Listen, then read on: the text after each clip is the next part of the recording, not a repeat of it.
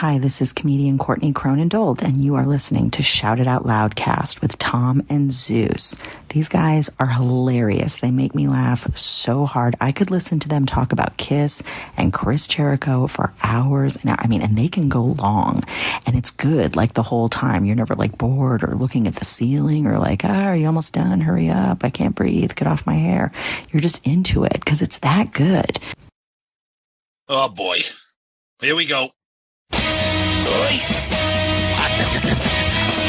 This is Gene Simmons. Put that cookie down. Kiss. Stop pressing the button. Stockbroker Simmons. Star? Paul Stanley.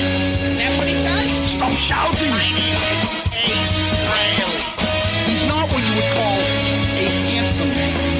Oh no, here come the kiss times. Is that a positive thing? Okay. All right. I'm gonna grab me an ice cold mellow alcohol.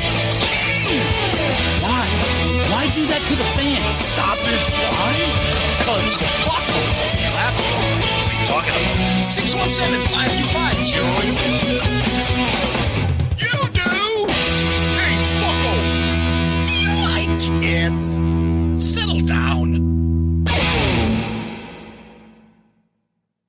Hello. Hey, what's up there, Kiss Army? Tom and Zeus, another episode of Three Sides of the Coin. Episode 213, entitled Shout It Out Loudcast. Did I do it backwards? I think so. Tom, how the fuck are you, buddy? Man, we thought this episode was already going to be big, having three sides on. Then we record on the day of the big news, the big Kiss news. So we have an extravaganza here, and I'm going to tell you right now, I'm annoyed with all of it. Did you go online? I'm annoyed. I'm annoyed with all of it. I hate people. I hate Kiss. I hate people. I hate Kiss fans. I hate Kiss podcasts. I hate podcasts. I hate everybody. But we love Shout It Out Loudcast. We love Three Sides of the Coin, and we love all of you who listen to both of those shows. Welcome, new listeners. Yes. Oh, God, I just get so annoyed with the over-the-topness of everything. We just spent another 25-minute venting. I'm telling you, we need to record these and put them up on Patreon. They're so bad. Oh, God. Yeah, there's just so much things that are easily tick us off about stupidity and the overabundance of every. Like, I couldn't look at our Facebook feed because I had to put on our Dorm Damage episode on places without everybody in their cousin and Uncle Marvin telling me, the date. Kiss is going to be on. Here's my breakdown. Holy We get fuck, it. Dude. We get it. We get it. It reminds me of the whole fucking Chappelle thing. Somebody, please. Get Ja Rule on the phone. Help me make sense of this. Somebody, please. Get a Kiss nerd to help explain this to me. Like, we talk about this with Mike and Lisa. It's like, and I know there are people out there that are going to blame us for being contributors to this, but like sometimes like the Kiss fandom, the social media, like, you suck all the life out of the band that we love. And it's just like, click on that. Don't bother me for tickets. I'm not going to get tickets. I'm going to book the hotel. The tickets are going to be too expensive. The scalpers are going to ruin this for everybody. Then don't go. Dude, you know what it reminds me of? Another sports analogy. Already, my Boston Bruins are breaking every single record. It's like almost the greatest regular season in hockey history. Yeah. Guess who happens to write a hockey article today to say, hey, do you remember the 1971 Boston Bruins with Bobby Orr that lost to the Canadians? They were unstoppable too. Dude, Dan Shaughnessy, go fuck yourself. Stop talking about things you don't know. And you have to do that. That's the same mentality. You guys are enjoying Kiss and the end of the road tour? Well, you might not get tickets because the scalpers will come out. Dude, if Dan Shaughnessy had a Kiss podcast, it actually would probably be like ours. And go get your curly-haired girlfriend over there. Oh, you guys like Kiss? Let me tell you why they suck. Yeah. Tune in. Who was was it that called him his curly head girlfriend? I think that wasn't that like Carl Everett or something. Carl Everett. Yeah. Yes. Carl Everett's the guy Carl Everett's also the guy that didn't believe the dinosaurs were real. I don't believe it. I've never seen a dinosaur. Why do I know? Why would they be existing? But I like Carl Everett because he helped me win a fantasy baseball league one year, so that's okay. Okay, Murph nerd. Hey, watch us. You were in that same league. Yeah, and then Murph invited us over. Yeah. And we're like, okay, let's do this fantasy football league with Murph and his baseball nerd friends. Yeah. And me and you were looking at each other like, these kids were beyond fucking nerds. You remember that? Oh, yeah. Oh, my God. We were like, what's a whip? I pull it out. Dan Plesac has got the best whip. You got to add him as a mid-reliever. I'm like, what the fuck is whip? What's a hold? That's a stat? What the fuck are you guys talking about? Where are the cameras? It was just bad. Well, by the way, we have an episode to talk about, right? Well, yeah, we got a lot to talk about. Yeah, this is what we do. We just vent. Yes. So before we do, we got to give a shout out to the man.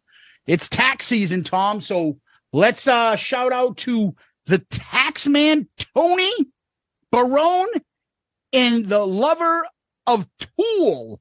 Oh, boy. That's right. Oh. Hey, Loudcasters. AB CPA Inc. is an accounting firm located in the suburbs of Chicago that can assist you with all of your tax needs and accounting. And tax season is upon us, people. For businesses, they offer bookkeeping, financial statements, payroll processing, payroll tax returns, sales tax returns, filing federal and state income tax returns, and help with starting your own business. For individuals, they offer help with sole proprietorships, rental real estate, trust and estate tax returns, and filing personal federal and state income tax returns. They have access to all 50 states. So whether you live in Wisconsin or Washington State, AB CPA Inc. can prepare and e-file on your behalf. Did you know, Kiss Army, if you own a business with employees and have had a 20% reduction of revenue that you did in 2019 due to COVID or state-mandated shutdowns, you might be entitled to additional tax credits. Follow them on Facebook and LinkedIn and visit them on their website at abcpainc.com. That's abcpainc.com, or email our buddy Tony at abcpainc.com. That's Tony at abcpainc.com. Or call him at 708-430-3232. That is 708-430-3232. Yeah, ABCPA Inc. Woo! All right. So our poll was obviously related to our episode where we talked about the 20th Century Masters, the Best of Kiss Millennium Collection Volume 2, which covered the 80s, or non-makeup era. And we said, which of these four songs should have been part of the compilation? And the options were two of Zeus's favorites and two of Zeus's worst. Shandy, A World Without Heroes, Turn on the Night, and Let's Put the X in Sex. That's really correct, Tom, how you described that. Yeah, literally like two of your all-time favorite Kiss songs and your worst two, all in a poll. No. Because the winner of the poll at 39% is Turn on the Night. Second place, though, Zeus, 28%, Shandy. Oh, Murph and his burner accounts. And then 20%, Let's Put the X in Sex, and dead last, World Without Heroes, 13%. Sucks. A couple comments, and of course, our favorite Murph says, "Let's go, Shandy." Sorry, Zeus. Of course he did. See? Our buddies Adam and Orion over at the Metal Oasis podcast chime in and says, "A World Without Heroes is an awful song. Get rid of Reason to Live and put on Turn on the Night." Yes, Metal Oasis. Smart comments. Our buddy Steve says, "Shandy is a great fucking song, so there." Yeah. Who said that? Steve, our buddy Steve, our longtime Twitter buddy Steve. You have problems, buddy. We love Steve. Oh, Ken in Satan's Service. This is like a running joke now. Ken in Satan's Service says, "As a musician, Shandy gets my vote." Nowhere fan either didn't listen to the episode or doesn't have the CD, because he said a better option would have been All Hell's Breaking Loose to appeal to Rat fans. Well, Nowhere Fan, All Hell's Breaking Loose is on the CD. Thanks for listening to the show. So I am sorry Christ. about that. Let's see. El Pedo Caliente. So I don't know if that means he's a hot pedo. That doesn't sound good. He says, let's put the Ensign Sex as the only Kiss song I listen to with any enthusiasm. Okay. All right. And that's Twitter. We want to get through feedback here tonight because we got a lot to talk about, but that's some Twitter feedback. On the Book of Face, Tom, our Kiss Cruise and Patreon buddy Jeff Kinsley, man, he's awesome. One thing of notice here is that there's only one Gene song represented. Well, to be actual, there's only one non-Paul song, really, if you think about it. But it's mostly the '80s. What did you expect? Yeah. All the singles and stuff, with the exception of "I Love It Loud," really were Paul's. Our buddy Mark Flores Music chimes in about that question of the week, Tom, that we had. From what I heard, the costumes of the Psycho Circus action figures were based on prototypes from what they were supposed to be new costumes for the band. The original idea to tie all the Psycho Circus together, the comic books, etc. From an interview with Gene at the time, he said that the new costumes might be too much change at once. The reunion had been successful, and with the first album, new material from the original band in 19 years about to drop, the visual familiarity of the Destroyer suits was a better way to go. Translation, they're lazy. That's bull. That's fucking, but that explanation holds no water with me. So you have a new album with new songs, but you're going to wear the Destroyer costumes? Come on, dude. That's a terrible explanation. I mean, I appreciate Mark Flores for writing that. That's great information. But as far as Gene, that's ridiculous. Yeah, it's still a weak excuse to not change things up. But Mark has always been awesome, and we appreciate it, buddy. Over on our Loudcasters group page, our buddy Sean DeHaan did another fun episode. Too bad it was for such a pointless compilation. Have to agree on the cover. They all look great except for Paul. What is with the look on Paul's face? Looks like he got cocksucker's cramp. Come on, you can't put that in there. Sean, I didn't expect that from you. And Sean, we hope you're recovering well, buddy. We love you, man. Absolutely. My bootleg friend over there. Thank you. And he's a hockey guy, too. I always forget that. Oh, that's right. Yeah. Derek Rolando. I see what you both mean about Paul now. Looked like he's jerking it. Oh, Jesus. Yeah, the whole band looks pretty cool there, Bruce in that suit. But Paul, it's a bad photo. He shouldn't be on the cover. I agree with you, Tom. The other one should have been on the cover there. Yeah, the back cover should have been the front cover. Yeah, absolutely. Over on YouTube, Devin Dungan. I have a lot of fond memories about this compilation. One of my personal favorites. I would consider the first two volumes in the series a perfect representation. I remember my grandparents picking this CD up when I was a small kid and me looking at the booklet constantly because at the time, I didn't know much outside of original Kiss because my parents didn't own any non-makeup albums other than smashes, thrashes, and hits. That's a common occurrence there, Devin. Yep. I remember being intrigued by the pictures of the different lineups and looks of the eras and wanting to explore the other albums. I had a similar experience with Kiss Alive 3 and MTV Unplugged. Love this compilation and great episode. Thank you, Devin. Pete Starrow says they should have played I've Had Enough Into the Fire right off the bat. Great song. That would never be put on a compilation, though, but I love that song. Mark Cole, drum teacher, says 101.30. Yeah, I guess people aren't used to a short episode by us. We make up for it with this one this week. This is not going to be short. and our buddy Nige jumps in and calls us part-timers. and that's what I got. Tom, over to you. All right, let's wrap it up here with a fantastic email from a new Patreon, which we will get into in a minute. But this is our buddy Tony McKay emailing us all the way from Australia. And he says, hello, Tom and Zeus, 45-year Kiss fan from Melbourne, Australia, and I've only recently found your podcast thanks to some connections with the guys in Classic 78. What a blast your episode with them and their album. Absolutely, yes. I know Kiss had huge hits in Australia in the Dynasty Unmasked era, but you've got to understand they were the biggest thing there was. Australia's biggest selling single in all of 79 was I Was Made for Loving You. And in 1980, both Shandy and Talk to Me were in the top 5 units sold for the whole year. Then Music from the Elder arrived, and that was kind of that, although I made top 10 for a few weeks. But their Australian tour in late 80 was literally like Beatlemania. Girls were hiding in the boots of cars. I love that. That's a nice term because I think, isn't a boot the trunk? Yeah.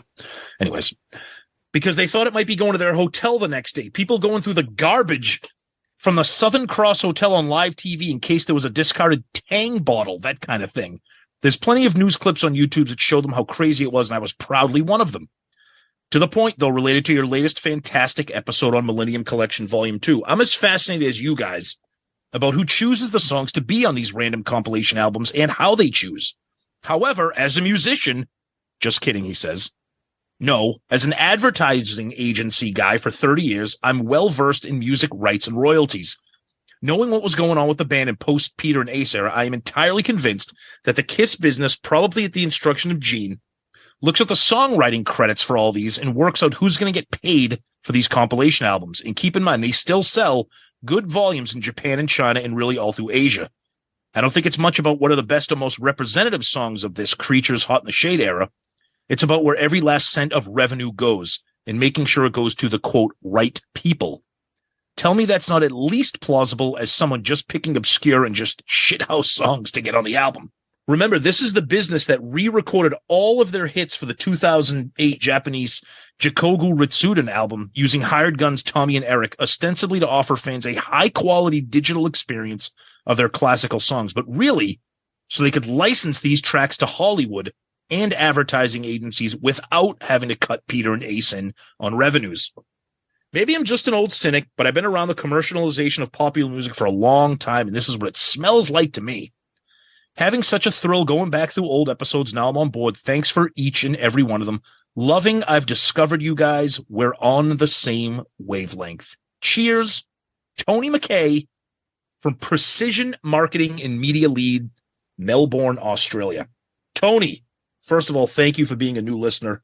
Thank you for that amazing email and your insight. We appreciate that because you have a background. Thank you. And because of that, Tony, my friend, you are our comment of the week. Good answer. Good answer. I like the way you think. I'm going to be watching you. Woohoo! Nice. Yes. That's awesome. Thank you, Tony. And Tom, we're going to continue to thank Tony. Yes. Because what we do next is we thank our Patreon subscribers. And Tony McKay is our newest Patreon subscriber. That's Tony, right. Thank you so much for joining. We really appreciate it. And, you know, Tony's all the way in Australia. Yet we have people from England, Australia, France, all over the world that are Patreon subscribers. So if you're interested, go to our Patreon page. You can find it on our website, shoutitoutloudcast.com, right on the landing page. You'll see Patreon. Click on that. We have 4 tiers, all made up of the 4 original members. You can choose which tier that you want to subscribe to. They're all different types of memberships. You get different types of perks. All of it makes you part of our family. The Patreon family, you guys know, we've been talking about them now since 2021. I think we started Patreon. They have been tremendous in the growth of this show. Been helping us tremendously for all our mechanical tech needs, books, research, all sorts of stuff. They help us continue. People ask, how can I help you? Number one way to help our show, if you want to help us, is become a Patreon member. And you get your perks. The Patreon family is loaded with inside stuff. And March Madness tournament, we're in March now. Patreon members will play a major part in that. And there will be a lot of more information coming out about that. But thank you, Patreon members. Thank you for supporting the show. And if you want to do it, like I said, right on our website, shoutitoutloudcast.com, go there, check it out, see if you anything you like. If not, you could always go to the app or patreon.com. You search in creator, you look for Shout Out Loudcast, and you find something that works for you. But thank you guys, and thank you, Tony. Tony, thank you so much, buddy. We really, really appreciate it. And to all the Patreons out there, you guys rock. Thank you so much for your generosity and your continued support. It means so much to help this show continue to grow and continue to do what we do for you. So thank you, thank you, thank you. Tom, what we do is we hop and skip over to Kiss World. Anything going on there? A little bit. Let's chip away at some of the tiny things. Some of the little minor things, and then we'll spend a lot of time with the big news of the week before we get into the interview with Mike and Lisa. So, Zeus, take it away with some of the other things in Kiss World besides the major news. Well, Ace is continuing to tour. I know I have a little fun with this, and I know it hurts the Ace cult people's feelings. Ace is live, great. Then why am I seeing 5 minutes of close-up of his girlfriend before Ace goes live? I know it shouldn't bother me, but it does. It is so clear. She's marketing herself. Ace, buddy, this happened to you the last time. Okay? When I see Kiss videos, I don't see Shannon Tweed with the camera on her face, and then all of a sudden the band comes on. I don't see Paul's wife come on, or anybody else for that matter. Or any other musician when the band goes on live. Why do I know her? Why is she in the front? Because none of those other musicians you just named have dementia. Doesn't have dementia. He just has space brain. Exactly. I'm just a little fucked up. That's all. She's my new bride. Apparently, he announced that she was his fiance. That's right. We got an inside scoop from some of our contacts that they're engaged now. Yeah. And that she wasn't very friendly. And a little bit too much me. Is the camera on me? Am I talking to everybody else? Gee, how shocking. I would have never guessed that coming from her. Yeah. Well, she's got a good-looking man like me on the side. I'm a chick magnet. What do you expect? What else? Who else can pull off these rubber ducky boxer short swim trunks with these stick figure legs? You could tell they skip leg day. Somebody posted that on our Loudcast. It never gets old. Like I know we've seen that for years, but I still love it. They did a close-up of his toenails. I got to chip away at this fungi that's growing on my big toe. Really affects my gout. That's why I've been walking crow feet for the last 30 years on stage. These ingrown toenails are a bitch. That's why I was seen at Creatures Fest walking the parking lot by myself, lost, because I was looking for a toenail clipper. By the way, if people missed that, that's a true story. Ace was found walking around the parking lot and his manager had to get him.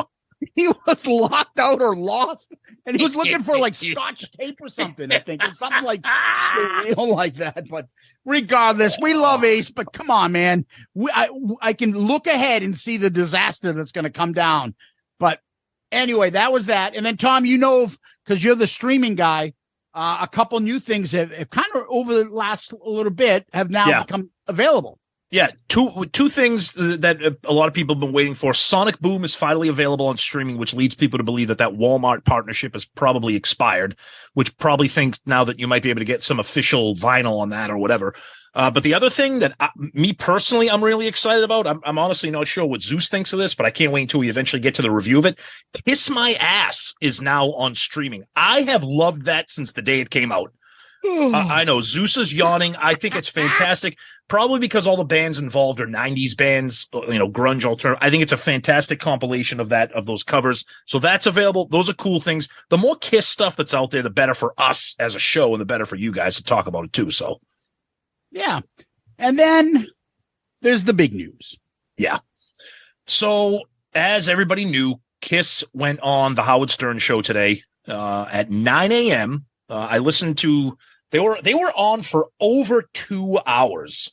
Over 2 hours. Now, I have a job, so I tried to listen to as much as I could. And I was able to listen to almost every word of it. I missed a little bit of it. But it was funny because Howard introduces them, brings them into the studio, and right off the bat, I don't know what happened, if it was like just overexcitement or something. Howard's like, oh yeah, here's, Kiss, we're gonna, whatever, talk, and Paul's like, yeah, that's why we're here. Final shows December 1st and 2nd, Madison Square Garden. It was literally like the first thing he said. I'm like, dude, like, how about some suspense? And that he blurted that out, and then it just kind of like faded. And I was like, wait, did he just announce the shows already? And then the next 2 hours was literally the script you've heard for years. Gene, born in Israel, his mother, a survivor. Paul, his ear surgery, the deformity, the band, people using chemicals. But it literally the script that you have heard for years. Chemicals. I love when they use that word, chemical. Literally the exact same thing. No, it's numbing themselves. Yeah. Tommy Thayer barely said any. There was one point during the interview, Howard goes, yeah, and by the way, Eric and Tommy, I don't mean to ignore you guys. Like, he didn't fucking say a word. But I will, like most fans do. Yeah, Tommy said a couple things. I don't think Eric barely opened his mouth. They performed 3 songs. They performed Detroit Rock City, Shout It Out Loud, and Rock and Roll All Night. They fucked up Rock and Roll All Night to the point where they had to play it again. Gene came in during the solo or something, totally fucked it up. So Paul, obviously I didn't see it. I heard it, but you could tell Paul was like, all right, we're going to do that again. And then, so they did it again. And at the end, Howard Stern goes, why don't we do it again? Just kind of fucking with them. Yeah. But they announced the final shows, which are going to be December 1st and 2nd in Madison Square Garden, New York City. They announced a bunch of other shows starting October 29th in Austin, Texas. Then they do a couple shows in California and Seattle. Then they do, I think it's a 9-show run in Canada. So they go from Seattle, they go up north, they go across Canada, down to Tennessee, Indianapolis, Illinois, and Baltimore, Maryland, and then New York. So they skip the entire United States. A lot of people were commenting on the fact that they skipped Detroit, they skipped Cleveland. So I find it really interesting that they're putting all this energy into Canada, which is fine. I know there's a Canadian audience, but they do Texas, 2 in California, one of them being LA, Seattle, and then it's Vancouver, Edmonton, Calgary, Saskatoon, Winnipeg, Montreal, Quebec, Ottawa, Toronto, and then down south for Midwest for a couple shows, and then Madison Square Garden. So kind of interesting that they're doing that. I mean, whatever. Tickets go on sale next week. You can get the pre-sale code by either joining the Kiss Army fan club online or buying one of these horrendously designed t-shirts that they have on their website that costs $50. And the pre-sale, I think, is Monday, March 6th. There's a whole bunch of other different kinds of pre-sales. People are obviously freaking out, wondering how much the tickets are going to cost. People are already bracing themselves for scalpers. People, get used to it. Okay, it's the same thing when they sell a colored vinyl of Love Gun. Everybody buys it, and then a month later they sell it for $500 on eBay. It's the way of the world. I'm not defending it or condoning it. There's nothing you can do about it. These tickets are going to be ridiculous to get. They're going to be very difficult to get. And on the secondary market, they're going to be absurd. So just brace yourself for that. Okay. I'm not telling you anything that none of you people know. So other than the dates and the information on the show, and kind of the boring aspects of the interview, there was one piece of the interview that really caught my attention. And Ultimate Classic Rock actually picked up on that. And it's a part of the interview where Paul talks about Eric Carr. And it was really shocking for Paul to talk like this. So I'm just gonna read a little bit of it because I don't want to misquote what Paul says. He says, the one thing I think personally was a mistake was when Eric Carr got sick with cancer. Eric desperately wanted to work on a song, but he was still very frail. If I knew then what I knew now, I never thought this might be his last chance to perform. I would have let him play, but at the time I was sure he would beat the odds. Once we told him we were going to record Revenge, he cut himself off from us. Though I thought I had made the best choices at the time, I began to realize I'd been wrong. We had cut Eric off in perhaps the worst way, by denying him what mattered most to him, his place in KISS. Stanley admitted to Stern that he and his bandmates struggled to come to terms with the rarity and severity of his illness. He had a heart cancer, which is only about 6 cases a year. At first, we didn't believe it could possibly be true, and over a short time, it became clearer. He had major heart surgery. And I think that our brain just doesn't let you comprehend, at least didn't in that case, mortality. I didn't believe that he could possibly die. I thought this was a new ongoing condition. And I said, okay, he's got this, and then it'll go away. And had I known, I think we would have treated it more sensitively. We took care of him. We paid his medical bills, but we also told him, we're going to continue as a band while he's sick. Well, he wasn't sick. He was dying. We flew to Eric's bedside immediately as soon as we went to the hospital and asked, is there anything we can do? Gene Simmons added, Paul's right. You think, oh, he's sick. He's in the hospital. You just don't think he's going to pass away. Paul then says, in hindsight, you go, wait a minute. They told us he had cancer that affects 6 people a year, and somehow we were just able to, what we did was we thought we were caring. We didn't take into account the depth of what was happening. Yes, I feel bad about that, and he rightfully pulled himself away from us and felt betrayed. That's shocking to me. That is that is a rare moment of introspection and honesty from Paul. That is shocking to me. Yeah, and so all the people that still hold the grudge should be ashamed themselves. I'm sure Paul's been beating himself up about this. I'm sure Gene probably did too. Yeah. They've apologized. They've publicly stated that they were wrong. Now mind your own fucking business. Yeah. Who the fuck are people to hold this shit over him? Yeah.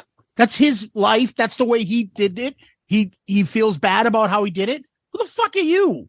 Yeah. And I will say one thing, regardless of what you guys think of Howard Stern, in my opinion, there is no better interviewer on planet Earth when it comes to celebrity interviews than Howard Stern. He knows how to ask the questions that people won't ask. He comes across as a regular guy asking regular conversational questions. Now, granted, Paul and Gene are pros. They know how to sugarcoat a lot of this bullshit. And the fact that it was 2 hours was kind of ridiculous. I will say this right now. People are asking online. There was not one word about Peter, not one word about Ace, not one word about the final show. When I say not one word about Peter or Ace, I'm saying in regards to the final show.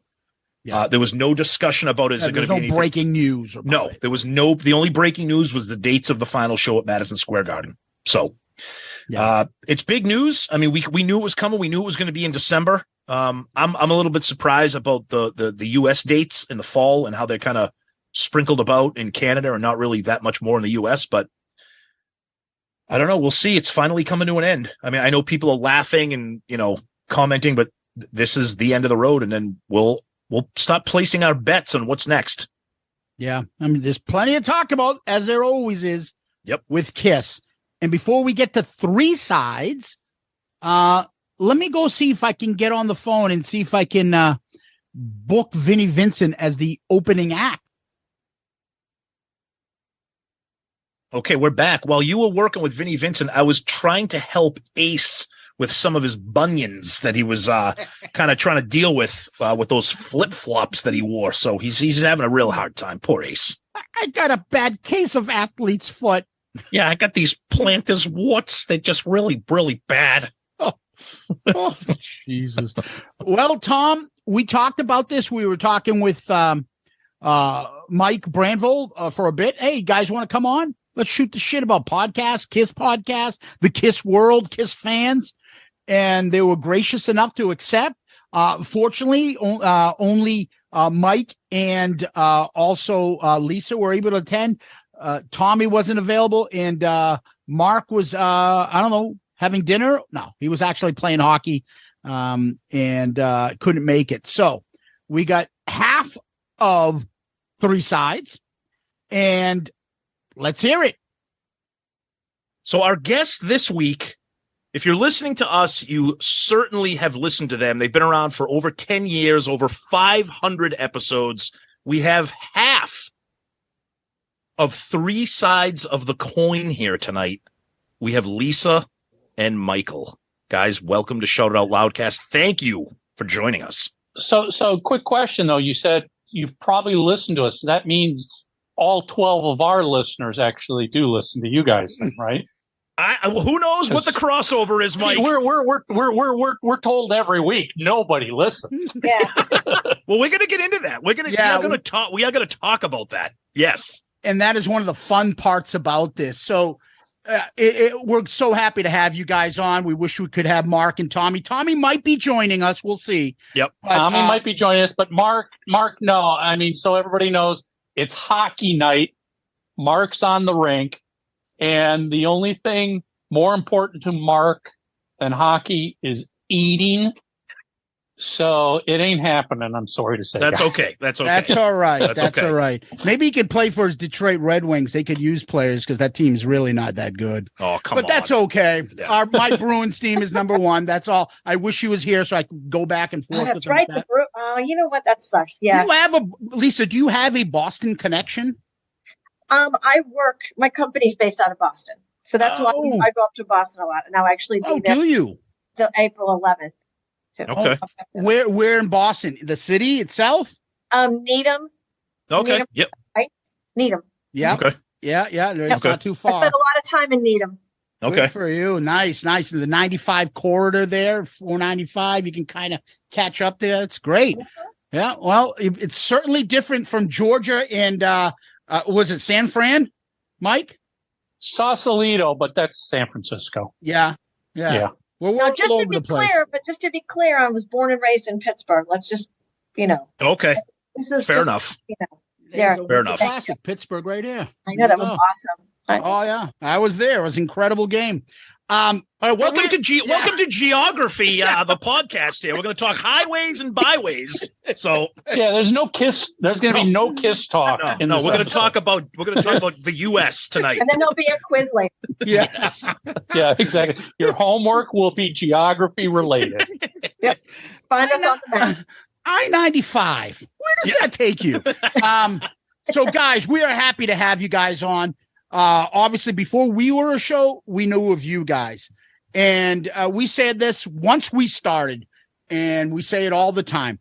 You may not have to just like us. You don't have to like another part. It's okay, people. You can like more than one KISS podcast. We are all different. We didn't come in because we're saying we're better than them or they're better than us or something. Everybody has a niche, and you guys have a niche. You have it because you guys have been dominating since you started. Was it 10 years ago? If you say KISS podcast, most people would recognize three sides of the coin. I am saying this out loud. Tom will say it too. You guys are the big boys. Yep. But there's room for others. That's right. Of course. And we have something, we're, I think, a little bit different. But when I want to find somebody that interviews big guests, talks about certain things that we can't, I listen. It's not a big deal. I can listen to you without self-loathing or complaining. It's all right. And we're a little bit more humor. We had some jokes. We do some breakdowns and stuff. Everybody's different. You can take a theology class on KISS if you want to listen to FAQ. It's okay. Everybody has a niche. And we can all coexist. Exactly. And we can all be friends. And this is proof. And this is why we wanted this. Of course. Even at Creatures Fest, it was like, oh, Lisa's talking to so-and-so. Who gives a shit? We're all friends. But that kind of leads us into kind of like what I kind of wanted to launch off, like a launching off point here.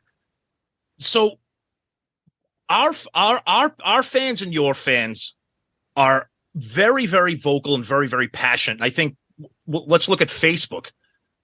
We welcome that. And sometimes it gets very, very animated, very passionate, sometimes to the point where sometimes comments need to be maybe, handled in a certain way. So with everything that's going on in KISS world, we see that social media sometimes has ruined the discourse in other parts of our society, politics and stuff.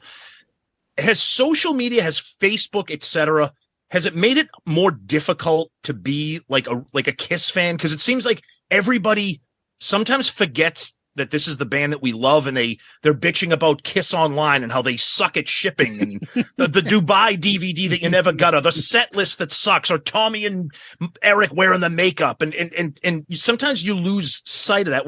You guys have been doing this for way longer than us.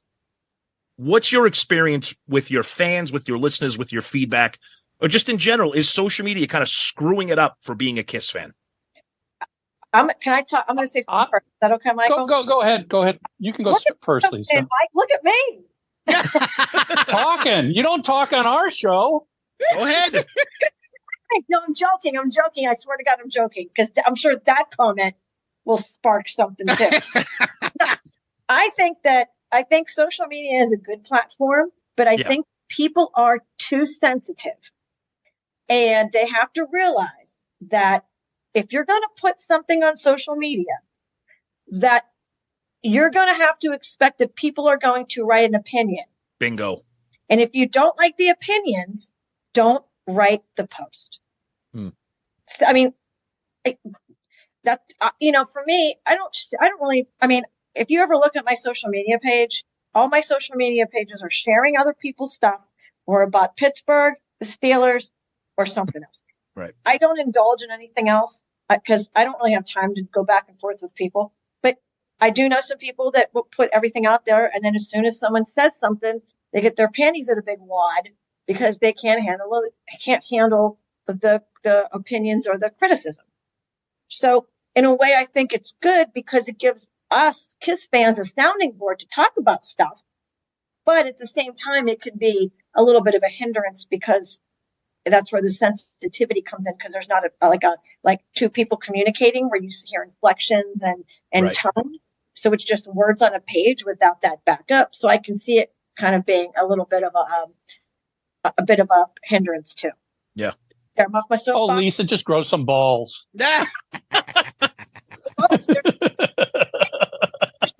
It bothers me to the fact when I see people that will put something out there and then they get all mad because people aren't agreeing with what they're saying, or the people that put a post out there.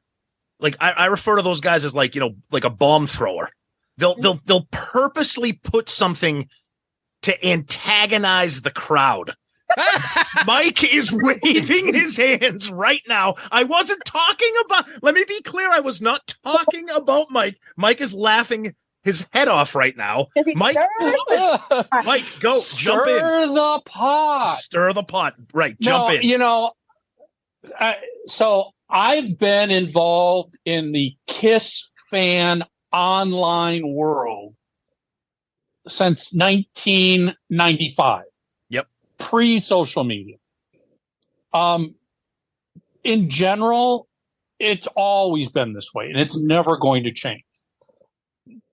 But I think social media is great because you guys probably hear this, and we hear this all the time from listeners who are like, I've been able to connect with Kiss fans because I don't have any close friends who I can talk to about this stuff. Yeah. Mm-hmm. So your podcast, your page, your group, whatever it might be, has allowed me to find online friends. And that in itself is what's great about it. What people need to understand is, yes, social media gives everybody a voice.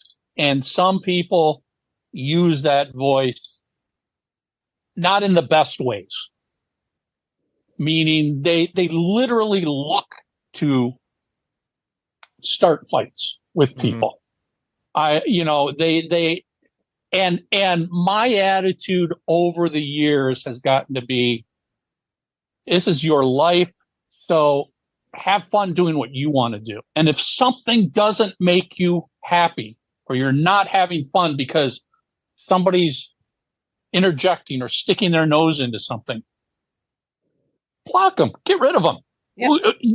Nobody on social media, a Facebook friend is not a real world friend. There's a big difference between a personal close friend and an Instagram follower, Twitter follower, a Facebook friend, a member of a Facebook group, those are not real friends. And before somebody says, oh, yeah, well, I've got real friends. Yeah, of course, we've all got a small number of real friends. But the reality is the people you know in real life who are real friends, most of us could probably count on one hand. Absolutely. Real friends that we know in real life. On social media, Christ, I've got like 4,000 people following me on Facebook. They're not friends, not at all. And they're acquaintances. My attitude is good call. They're acquaintances. They know me because of some other thing. The podcast, working for KISS Online, whatever it might be. And that's great. And I welcome and I value all of those people being part of my life until they decide they want to do something to my life because they don't like it. And, if they come in and start leaving comments, oh, you like that album sucks, and you've got no taste in music, and blah, blah, blah. It's like, I don't have time for this. Okay. You're a nobody to me. It's the truth. You're a nobody to me. And the way I personally deal with it is, at least in the Facebook world, is the first time you cross that line, I just unfollow you on Facebook, from following to unfollowing. Now I no longer have to see what you post. But if you keep interjecting yourself into what's going on, stirring pot, getting pissed at me, the next time I'm just blocking you because I don't need negative in my life. And I think this is something I think most people will learn as you get older. And it really didn't hit me until I was in my 40s. I don't care what people think about me. I'm not out here to make sure everybody likes me. You either like or you don't like. And if you don't like, I got no problem with that. But if you want to keep harping on me because of that, I don't need that in my life. I learned a long time ago, don't worry about stuff that you can't change. And I can't change some random person I've never met from the other side of the world. So bye. There's more than enough stuff in my life to keep me happy.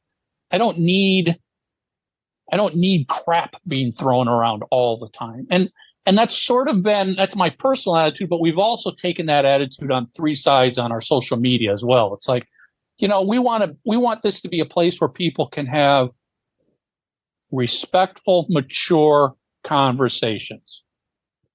Not everybody has to. Here, perfect example. We just did that episode of over 10 of KISS's biggest fails. Oh, yes. And, a lot of people were, that stirred the pot. Was it done deliberately? No, it was one of these things where, and I think I might have even said it in the show, I was watching some tech videos of like the 20 biggest cell phone failures in history, and the 20 biggest tech products that failed, and Apple's biggest failures. And I was just like, I love those kind of things because it's looking back at history and what worked and what didn't work. I'm like, what? KISS has got stuff everybody does. Let's do a fail on KISS. Well, immediately there were fans that were like, KISS has never failed in anything they've ever done in their life. And I'm like, Michael, come on. When you posted the Vinnie Vincent and Eric Carr. Jeez. Oh yeah, I just posted a picture of Vinnie and Eric and said, KISS's biggest failures. And they're like, you can't call Eric a failure. And I go, I didn't call Eric a failure. You don't even know what I said because you didn't even listen to begin with. Oh, I love those. Those are always great. Or when I posted like Carnival of Souls and Elder as biggest failures. Oh, those are my favorite albums. I'm like, this has nothing to do with music. Right. This is success or failure. And what I got to with a lot of people is like, we love KISS. We've loved KISS from day one. We still love KISS. They make us happy. But as fans, we also are, secure enough in our fandom, if you want to call it that we aren't afraid to admit they've made mistakes. They've done things that I didn't like. They did things that didn't succeed. They did things that were failures. Admitting that doesn't mean we're not a fan anymore. To me, It's the fans who are like, they've never failed. And how can you ever say they've ever failed? You're not a, it's like, no, you got to go back and reevaluate what you're looking at in life. If you go through thinking a band that's been around for 50 years and released countless albums, tours, members, style changes, there isn't one thing in there that you kind of sit back and go, I wasn't the biggest fan of that. Yeah, I mean, every it could be anything. Yeah, I mean, every year we start a tradition where, because Zeus and I are huge Seinfeld fans, every year in December we do a Festivus episode, and it's us bitching. We bitch. It's like the airing of the Kiss grievances, and we bitch about the things over the past year that kind of frustrate us with the band, and people love it, right? Because you're right, Mike and Lisa, you can't be a huge fan of something. Or I take that back. You can be, but it's not the kind of fan that any of us are going to be. You have to have some critical thinking and be like, I love this band, but that's just not good what they did. that didn't come out right. Nothing wrong. There's absolutely nothing wrong with that. I mean, to say that Bill Starkey is not going to show up and discharge you from the KISS Army for saying that. Let's and frankly, Gene and Paul aren't going to kick you out, and they're not going to look down on you. I mean, good God, those guys themselves sit back and go, yeah, Elder wasn't the best thing we ever did. Yeah, right. Maybe it wasn't the smartest thing to do this. They themselves can look at what they've done, and they can be critical, and they can understand it. The point is to be able to do that in a mature and respectful conversation. Okay. Starting with, well, don't put words in my mouth about what I said a failure was, because you haven't even listened to the show yet. Listen to the show. Listen to why we said the Elder was a failure. It wasn't a failure because we don't like the music. It was a failure because the album bombed. The purpose of why they did that album bombed. There was no tour. It nearly killed the band. Yep. Yeah, that was a failure. That was a critical failure. Doesn't mean I don't listen. I still listen to the Elder. I love the Elder. Yep. I'm fascinated by the Elder. But I will also sit here and go, it was one of the biggest failures that nearly killed the band. Yeah, I like about 3 or 4 songs. The rest of it is you're painful. missing out. Look, missing out. The good songs on the Elder, I think, are good, but the other stuff is. I've tried. I own. Take an Odyssey, Tom. You'll like it. I own way too many copies of that album than I should. Put it that way. Okay, so like we all do. Yeah, one thing I want to bring up to you guys is, for instance, we have our, people that love KISS, and we have a funny saying, do you even like KISS? Like, a lot of our listeners say that to us. People say that to us all the time. Do you even like it? Because you guys seem to bitch about it. They'll be like, I'm in the car. My wife looks to me and goes, these guys are shitting on KISS the whole time. We like to think that we're at least, we're critical. But we wouldn't be talking about this band if we didn't love them. And so we get mad about certain things. Why don't they do this? And I know you guys may not like the whole set list conversation. We love it. We love to bitch about it. I know it ain't going to change, but that's us. We like to bitch about they have too many compilations. Guess what? The next one that comes out, we're buying it. We like to bitch about shit, but we do it because we love the band. But I still have the right to bitch about it. And one of the things I do like that you guys do, and we do it too, we'll put people on that bitch about him. So you'll have a Dr. Fuck on your show, and he bitches about KISS all the time. I know you guys kind of wink, wink, joke about everyone thinks you work for KISS, and you only do positive unicorn stories about KISS. But you have people on that shit on the band. You've had people on that have been critical, and we do too all the time. We ourselves have been critical. I mean, we did a whole episode about the whole Destroyer box set fiasco, and we called out Gene and Paul. We called them out again on the Creatures box set fiasco. We called them out on Dubai. We have, this is always what we get back to.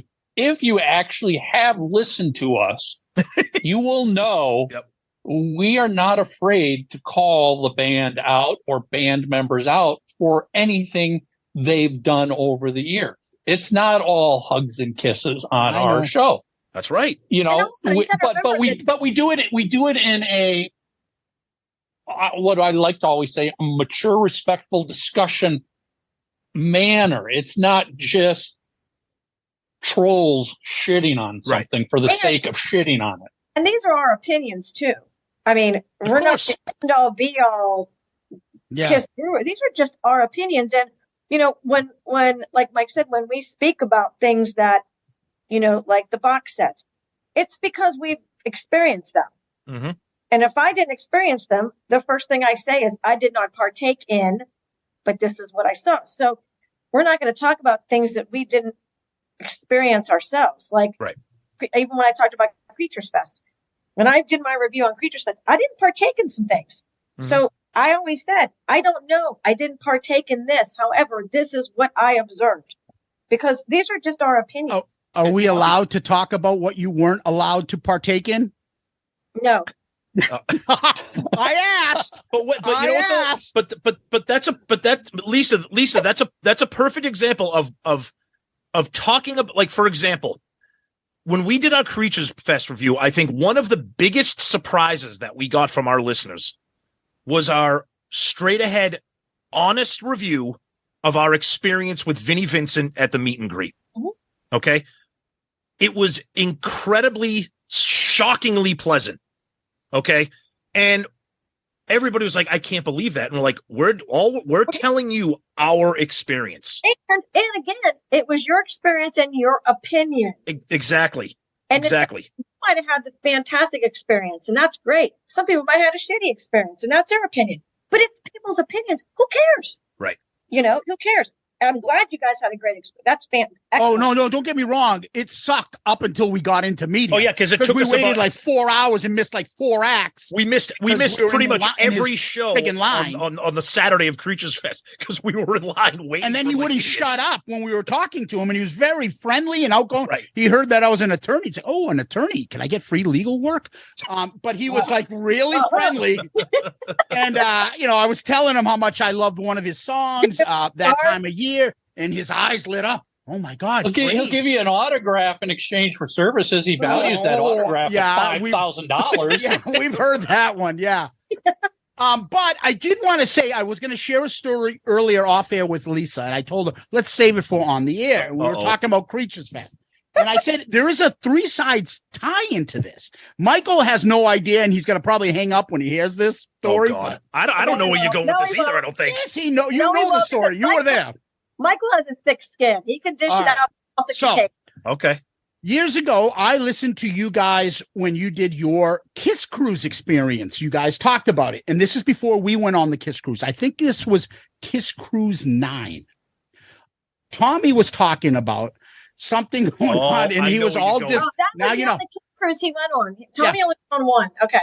And he was saying he had a good time, but then he was going into, how Kiss fans are. Everybody's pushing old ladies and kids just to get a Gene pick and all that stuff. And then he was saying that he heard somebody bragging and laughing that they defecated in the elevator. And Tommy was disgusted by it. I could not stop laughing. I thought it was the funniest thing. A Kiss fan, typical Kiss fan, falls asleep and shits himself in the elevator. So my mind, like a 2-year-old, goes, when we go to Creatures Fest, how much does that thing cost? Oh, $9. I'll order from Amazon. Liquid ass spray. Wait. That story that Tommy told, it inspired. That's what I thought of. And so in the elevator, we're on like the 11th floor. And you would call the elevator, and there's 3 elevators. And I would look to see if anybody was coming. Nobody was coming. The elevator opens up. I would spray 2 squirts to the middle elevator and just let it go. And then we'd hit the elevator again and go down to the other one.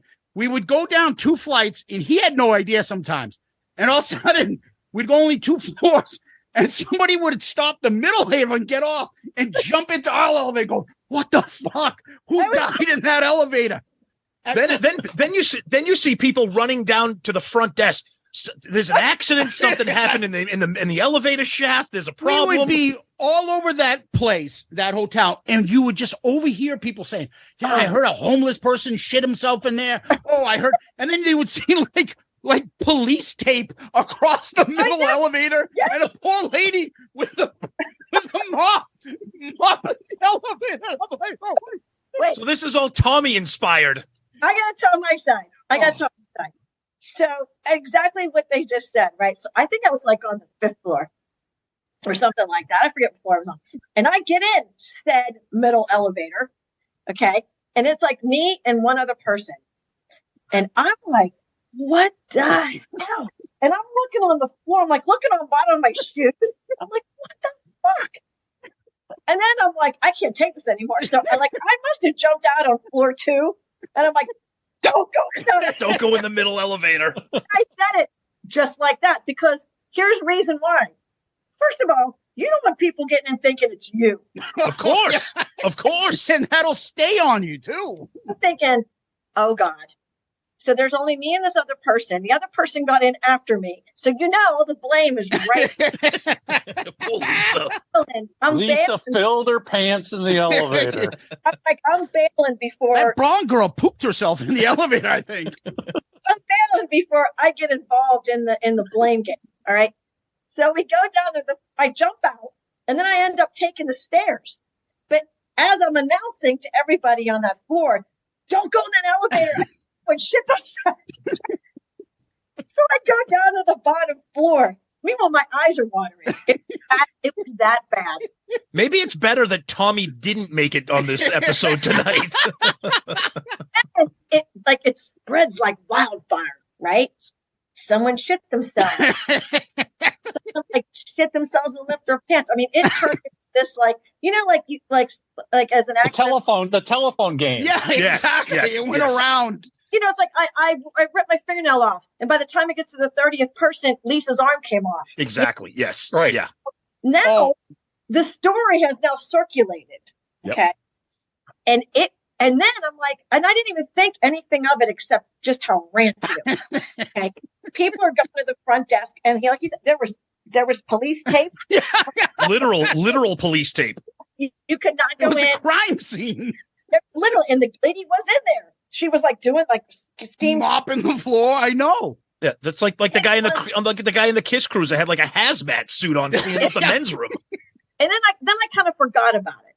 Yeah. Okay, I just completely forgot about it, and it kind of made its way. And it was still funny, but you could hear chitter chatter, right? Mm-hmm. So then I get a text from Craig Gass. Did someone shit themselves? See, this had to have been 3 weeks later, just out of the blue. Did someone shit themselves in the elevator? That was from Courtney. She spread that after. See, we're good friends with Courtney, who's good friends with Craig. We didn't say it yet. And then I back to him. Oh my God, did they? Is that what you really heard? He's like, no, I'm asking you. I was like, I don't know. I think so. So then I listened to your show. I about peed. That was the big reveal. We told nobody. Nobody knew. And the funny thing is is Casada, which you guys I'm sure all know Joey. Oh yeah. Mm-hmm. Joey said had our moment about the hand sanitizer. Did you hear that one? The warm hand sanitizer. Yeah, some guy gave him warm hand sanitizer out of his pocket. It was some I forget who it was. I don't even know. Talking to him and we're touching shit, and they had a little hickey at the thingy, at the elevator. We went, but there's out. Yeah. So we went over to do it, and there was none in there. We just kind of looked at each other, and then the guy was like, "You want some of mine?" And we're like, "Okay." And he handed it. It was warm. Oh, I mean, it was it was not body temperature warm. It was warm. and me and Joey are like this. We're like, I felt we should probably our hands after we just sanitized them, because God, I don't even know what that was in that bottle, but it was really. All I know is Joey kept telling us the story that it happened with him because the Vixen girls were there. Oh, and they must have some Brazilian bassist who couldn't speak English very well. And she was like, "Oh my God, shit, smell it, shit." Shit in the elevator. They're like, she ended up on the Kiss cruise too as well. Oh yeah, Vixen And, was on the Kiss cruise. That's right. So Yeah, the men's room across from the dining hall, the buffet, which leads you out onto the pool deck. It's all right there. Somehow that got destroyed as well every other day. Yeah. That one had literally a guy in a hazmat suit. He had like, you know, those big giant steam cleaners that you hook up like a hose to like clean out the poor guy. They had a lock on the door. That was you guys too, wasn't it? Or was that a legitimate shit issue? You guys. That's fucking funny. I'm sorry. Here's the thing. We can't hear heads nodding up and down on audio. Nobody's nodding. Yeah. Everybody gets on Michael and the guys because they're like, oh, you treat Lisa like burr, burr, burr, burr, right? I think that is the funniest thing I've ever heard. Love it. Love it. I laughed so damn hard after I heard the reveal. I was like, that is hysterical. Well, that's our sense of humor. And this is what our show is. We don't have the experience. We don't work with Kiss. We're not musicians, neither of us. We've never done anything. All we are two best friends from college that had this same silly, stupid sense of humor. And we were the only idiots that liked Kiss. When we graduated in 95 from college, 94, before the makeup went on, we went at Halloween as Kiss in makeup. You should have seen the stares we got. People were looking at us like, I don't get this. Is this a joke? Why are you dressed like we were still like Kiss wasn't popular again yet. Right. This was October 94. No one paid attention to Kiss. Yeah. Like, is that Kiss? Yeah. Like, yeah. And they're like, I don't get it. But we fell in love with it. And then like Tom and I over the years would text each other Kiss stuff and all this stuff.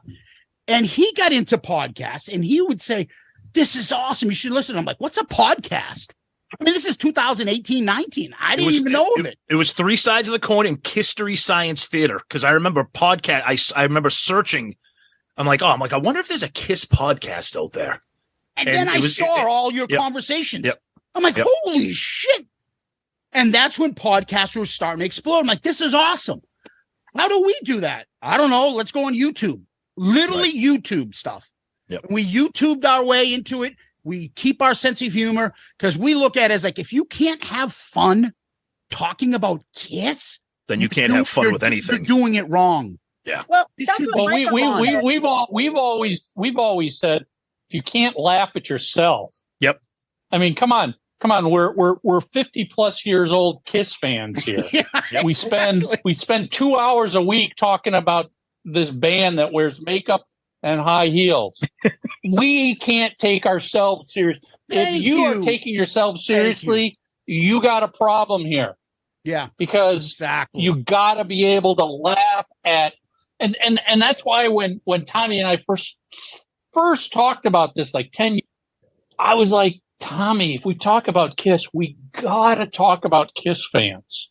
That because Kiss fans are, you know, and listen, because I came from working with Kiss and Kiss websites, I've experienced the Kiss fan crazy. I can only imagine. You know, I'll just leave it at crazy. That's the polite way I will just leave it. Crazy that happens online. I go, we got to be able to talk about that. He's like, then let's talk about it. We got to talk about fans. So we've always said, we'll talk about fans, but we're fans ourselves. Yeah, so we're talking about ourselves here. Yeah, self-deprecating humor, right?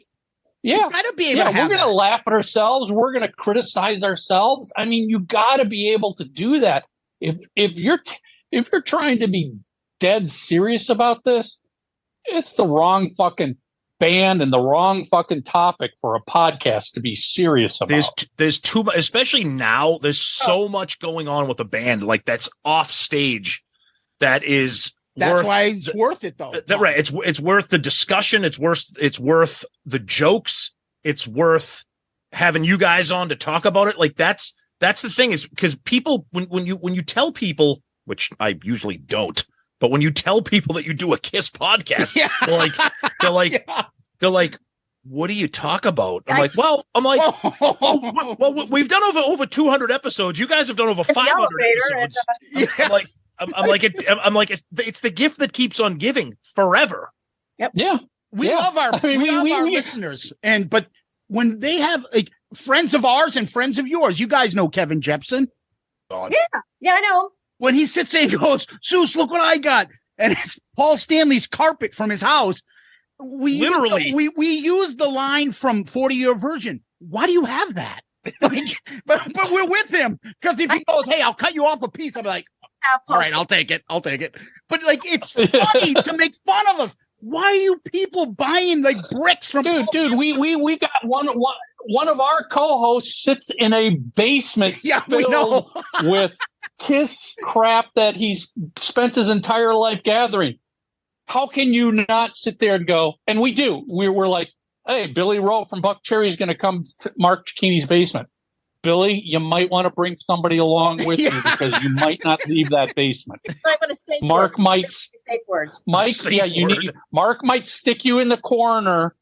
You got to have a safe word. You got to call somebody that if they don't hear from you, they send the police. I mean, we joke about. Mark himself will joke about it. We joke about it. I mean, you have to. You can't be serious, people. He'll say, "Oh, I have that," and we'll go like, ding. Like ding. But that's all the way the things are right now. If you listen to people tell you the stories about like their Kiss collection, I always like to joke to them and go, on the sad day that you pass away, your family's going to get a fucking dumpster and just chuck all your Kiss shit in or the they'll dumpster. sell it. If they're smart, they won't think it's worth anything, but they'll have a garage. They'll have a garage sale, and it'll be everything's $1 each. And Mark Cicchini will be there, and he'll buy it all up. Exactly. I mean, I in all seriousness, but I say it in a joking manner. I'm like, people are always like, Mike, how come you've never gone on the Kiss cruise? Well, the legit reason is because my daughter's birthday is on November 1st. And the cruise always falls on that. I'm like, I'm not skipping my daughter's birthday to go on a Kiss cruise. You don't. But now you don't have an excuse. Secondly, I'm like, I don't want to be stuck on a ship with 5,000 crazy Kiss fans that I can't get away from. Seriously, I don't want that. I want to be able to. And I want to be able to leave.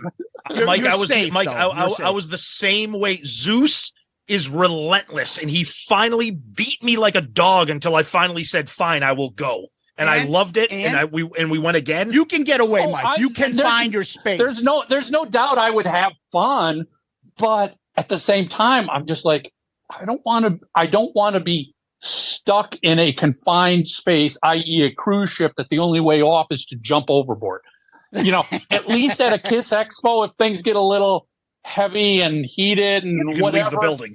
You can leave. You can go have pizza somewhere. You can't do that on a Kiss cruise, and it's 5,000 crazies. So that's okay. That's a great segue because I wanted to. We're talking about all this great stuff, the fans and all that stuff. Let's talk about the band for a minute and what they're doing like right now and like the state of Kiss. So the cruise, okay, the final cruise is going to be January of 24, and they're not going to be. They never said final. Well, the final with them. They never said they're not going to be wearing makeup on the cruise anymore. I take that back. It's not the final cruise. Right. Is Zeus talks about we talk about this. Is Kiss now in the business of like diminishing returns? Where like we're going to keep giving, we're going to keep offering you things, but it's going to be less and less and less, and we're not going to change the price of this. So that we're going to keep doing the cruise, but now this year we're not going to do meet and greets. We're not going to do this. Now this year we're going to be on the cruise, but we're not going to wear makeup. But or we're going to give you something, but it won't be autographed. Or you don't get to meet the band unless you buy a guitar for $5,000. Right. So if you look at the first few cruises and you look at the last few, everything is going away. The prices are going up, but all the perks and stuff they were giving keep going away. Look at the original meet and greets. Right. Now, look how much you have to pay. Or even like when you first got the vault with Gene. Now, just send me $400. I'll give you a couple CDs worth of my crap songs I didn't put on an album. Everything diminishes. And that's part of the KISS problem. I feel that the fans never say no. And hey, if they can get away with it, I don't blame them. Well, yeah, I mean, so one thing we always say, and not just like about KISS now, the only vote you have in anything related to KISS is your wallet. Yep. Posting on a Facebook group, sharing a YouTube video, doing a podcast ain't going to change anything. Right. Not a thing is going to change because of that. The only thing that will cause change is your wallet. And what does that mean? Don't spend your money. That's the way it is with any business on this planet. If you don't like a restaurant, don't go buy food. The second you walk into something you hate and buy something, that's telling them you like it and they're going to keep doing it. So that's first thing KISS fans got to remember. You got to vote with your wallet. If you don't like something, just posting that on Facebook isn't going to mean squat. You can post it on Facebook, but follow through and not buy the concert ticket. Don't go to the cruise the next time. Now, I think the diminishing returns, this is just my pure speculation. This is a period of change for KISS, obviously. Yep. I mean, let's be honest. These guys are 70 plus years old. 50 years ago, not a single one of the guys in KISS ever had a single thought in their head that they would still be doing this 50 years later.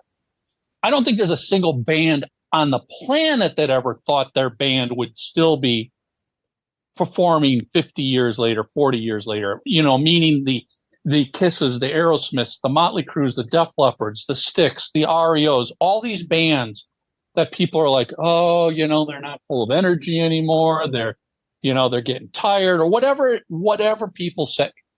Yeah, that's true. But nobody, meaning the business or bands, ever thought it would get to this point where a band could last so freaking long.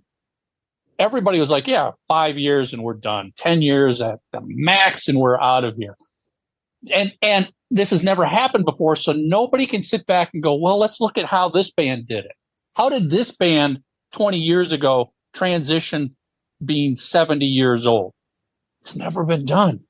It's a brand new territory, not just for KISS, but for all of these bands and the entire business of, well, how do we do this? I mean, we have people who want to still spend money to go see us, but I can't get on fucking stage anymore. Right. I mean, we say this, whatever you like to say about Paul Stanley, the guy has destroyed his body for our entertainment.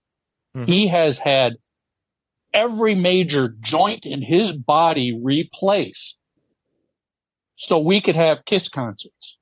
It's true. I mean, that's crazy when you think about it. And at some point, and I'm sure that's what led to the end of the road, he's like, I can't keep doing these long, extensive tours. They are just painful. It takes me longer to get ready, physically ready. It takes me longer to get down off of that tour. Plus, I've got family. I've got kids that become more important to me. Everything's changing right now. So is the KISS cruise a diminishing return? Yeah. Was it planned that way to say, screw you, we're going to take all your money and give you less? Of course not. Of course not. But it's more of, shit, do we have to keep going? And, do we have to spend a week confined to a cruise ship after a major pandemic when we're 70 plus years old and we've each had it already, and underlying conditions are like, no, I don't want to risk my life for this anymore. So let's see what happens. And I sort of feel like that's where we are right now in the KISS world. Is let's see what works and what doesn't work. We don't know. The end of the road, this shouldn't be news to anybody who's a KISS fan who's been paying attention. It's not the end of KISS. Oh, no. KISS isn't done. They have clearly stated we are done just doing extensive tours. That's it. They've said maybe we'll do spot shows here and there. We could do a residency. Residencies are easy for all bands. Mm-hmm. There's no travel involved. You get off the stage and you go up to your suite. You get out of your suite, you get on stage. That's it. So this is all new ground that they're trying to figure out what will work and what won't work. Gee, maybe we can still continue the KISS cruise because fans love getting together and hanging out. But we can't keep bringing an entire production on there and do all of this stuff. They might see that the fans don't like it, and that does end the KISS cruise. Or, it goes back to the argument people have always said, well, do you think Gene and Paul will replace themselves in the band? My honest opinion is they'll try it. And they're like, will you go see it? I'm like, no, I got to wait and see what it looks like and sounds like before I can make a decision. I've seen cover bands before. Yeah, but some of them are really good. You're right. Yeah, this may, again, we've talked about our speculations on what that could be, but the whole point is, at least for me, I'll just wait and see first. How does it look? How does it sound? What's it like? Does it have the energy? Is the energy completely gone? Is that secret KISS attitude gone because it's all new people? And I think it wouldn't work for me. But at least for me, I can't sit here and say no because we don't even know what it is going to be yet. It's sort of like, don't comment on our podcast episode until you listen to what we say.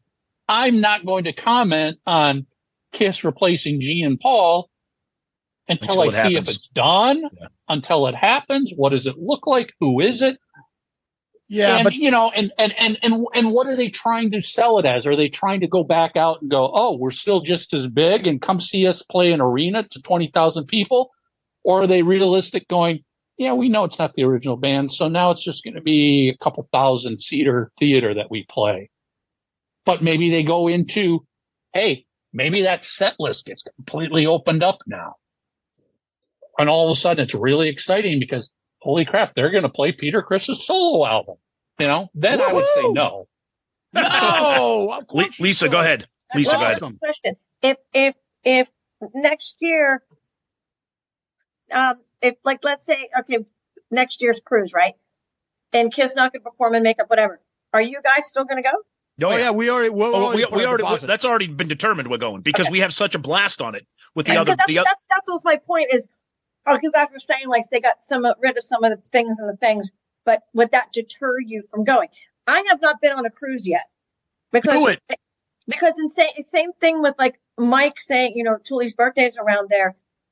My kids were young. Like the first cruise was what, 2011? Is that right? Yeah, correct me if I'm wrong. I think so. 2011. My son was born. Yep. He was like an itty bitty baby. So, and then 2012 happened. My kids were tiny. And, I didn't want to miss that Halloween with them.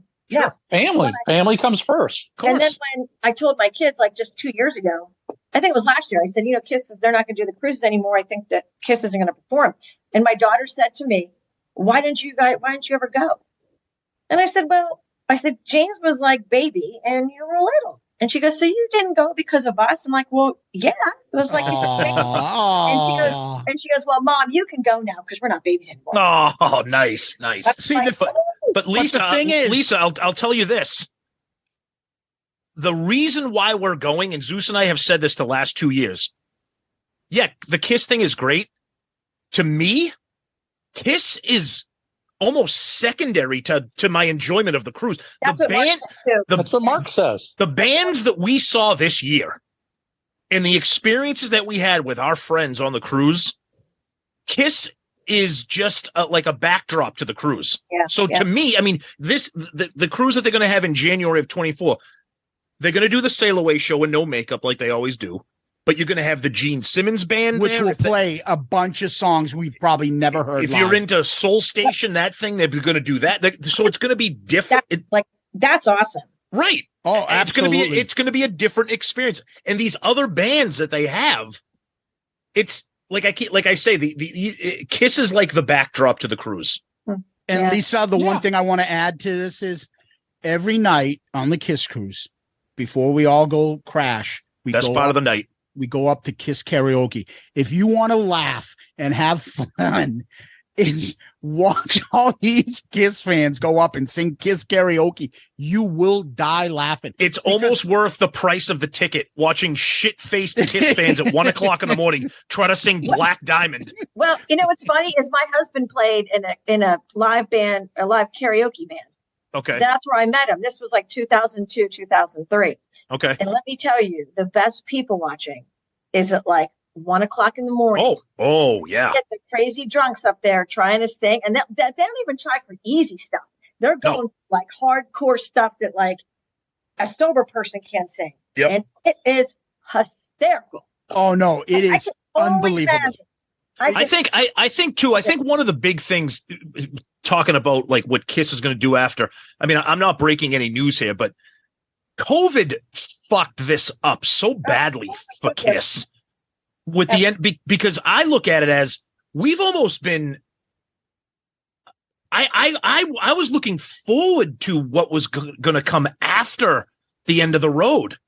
And like Zeus has said it too. It's like, how can we miss you when you won't go away? I'm like, you guys are going back to Europe. You guys are going back to South America. You guys are going back to here. Like, they won't stop touring. The problem is, I always like to say is it's not the end of the road, the tour itself, is the tours prior to the end of the road after Monster were identical. Yeah. And now the end of the road is identical. So really, since 2012, you're getting the same show, missing 3 or 4 songs.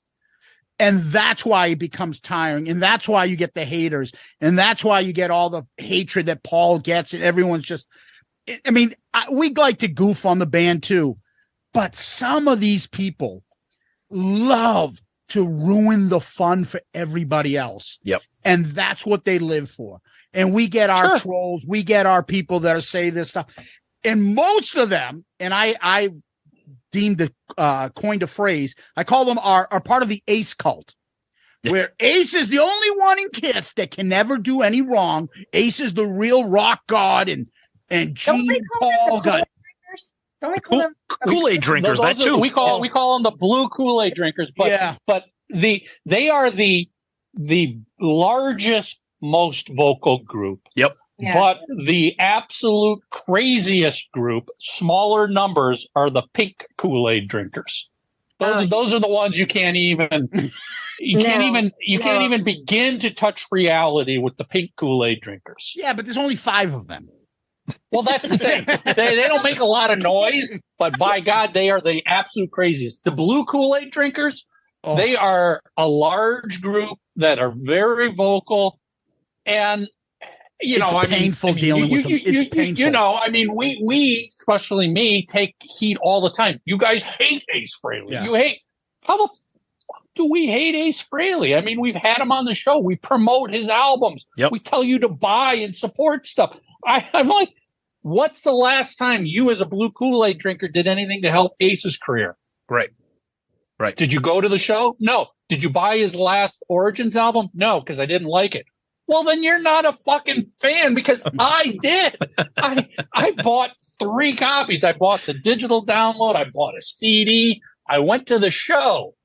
Yep. So the blue Kool-Aid drinkers are crazy. I mean, they're also the ones that they're like, oh, Ace is coming to town. Oh my God. Look at, he's playing a great set list. I'm like, that set list is 3/4 Kiss songs. Oh, we talk about that. That he doesn't sing or write. We talk about that all the time. Ace Frehley play his own solo material? He had plenty of great solo albums he can play from. He doesn't need to play Love Gun. We say That's the same stupidest thing. song. That's we saw Ace or Deuce. We saw Ace. Am I an Ace hater because I want to go see Ace play Ace songs? We saw him 2 years ago open for Alice Cooper, and in the majority of his set list, other than shit, I can't even think now. At the time, he didn't. At the time, they weren't even playing nothing off his solo albums. Nothing. Everything except was Kiss for a couple songs. from '78. Yeah. Well, it's that would be different though. If he's opening up for somebody, they're not coming to see him; they're coming to see Alice. So you kind of have to conform to. Yeah, but I get it. I get it. My feeling would be, if that's the case, if they're not coming to see Ace, then you don't need to play Kiss songs. You got an audience that's new to you. True. Play True. your material. And anybody who is going to see Ace is a diehard Ace Frehley fan. The casual Kiss fans are not going to go see Ace Frehley His in band concert solo. Actually kicks ass. Oh my God. I don't need Incredible. that. I don't need to hear them play Strutter. No. That is I agree. I mean, so this gets all back to we can criticize, but we still love. Yep. And listen, I can't stand Ace Frehley's vocals on his solo albums. What are you talking about? 78 album. The 78 album was fine. Yeah. Everything else, I'm like, Ace, get somebody who can fucking sing lead vocals, and you just play lead guitar. I, as a Kiss fan from 1976, fell in love with Ace Frehley's guitar. Yep. Not his vocal. Yeah. So please, but I'm not I'll get called a hater because of that, but it's like, no, I still buy it. I still buy the music. I still support them. I still tell people, if you want Ace to keep doing stuff, you've got to go buy what he's doing. But otherwise, he won't book shows. He won't do albums again. He won't release merch. You got to support him. But here's the thing, Mike. Look, we tease Ace all the time because of how he looks and how he sounds now and everything. I love Ace. I'm not a huge fan of his solo career, but I know that I don't want to hear Ace sing Led Zeppelin or Jimi Hendrix songs. Those Orange albums are terrible, and I don't know why he keeps making them. I would rather hear new material. I would rather listen to an album and say, he tried to make new material, but I just don't like it, rather than hear him sing Good Times, Bad Times and make me want to kill myself.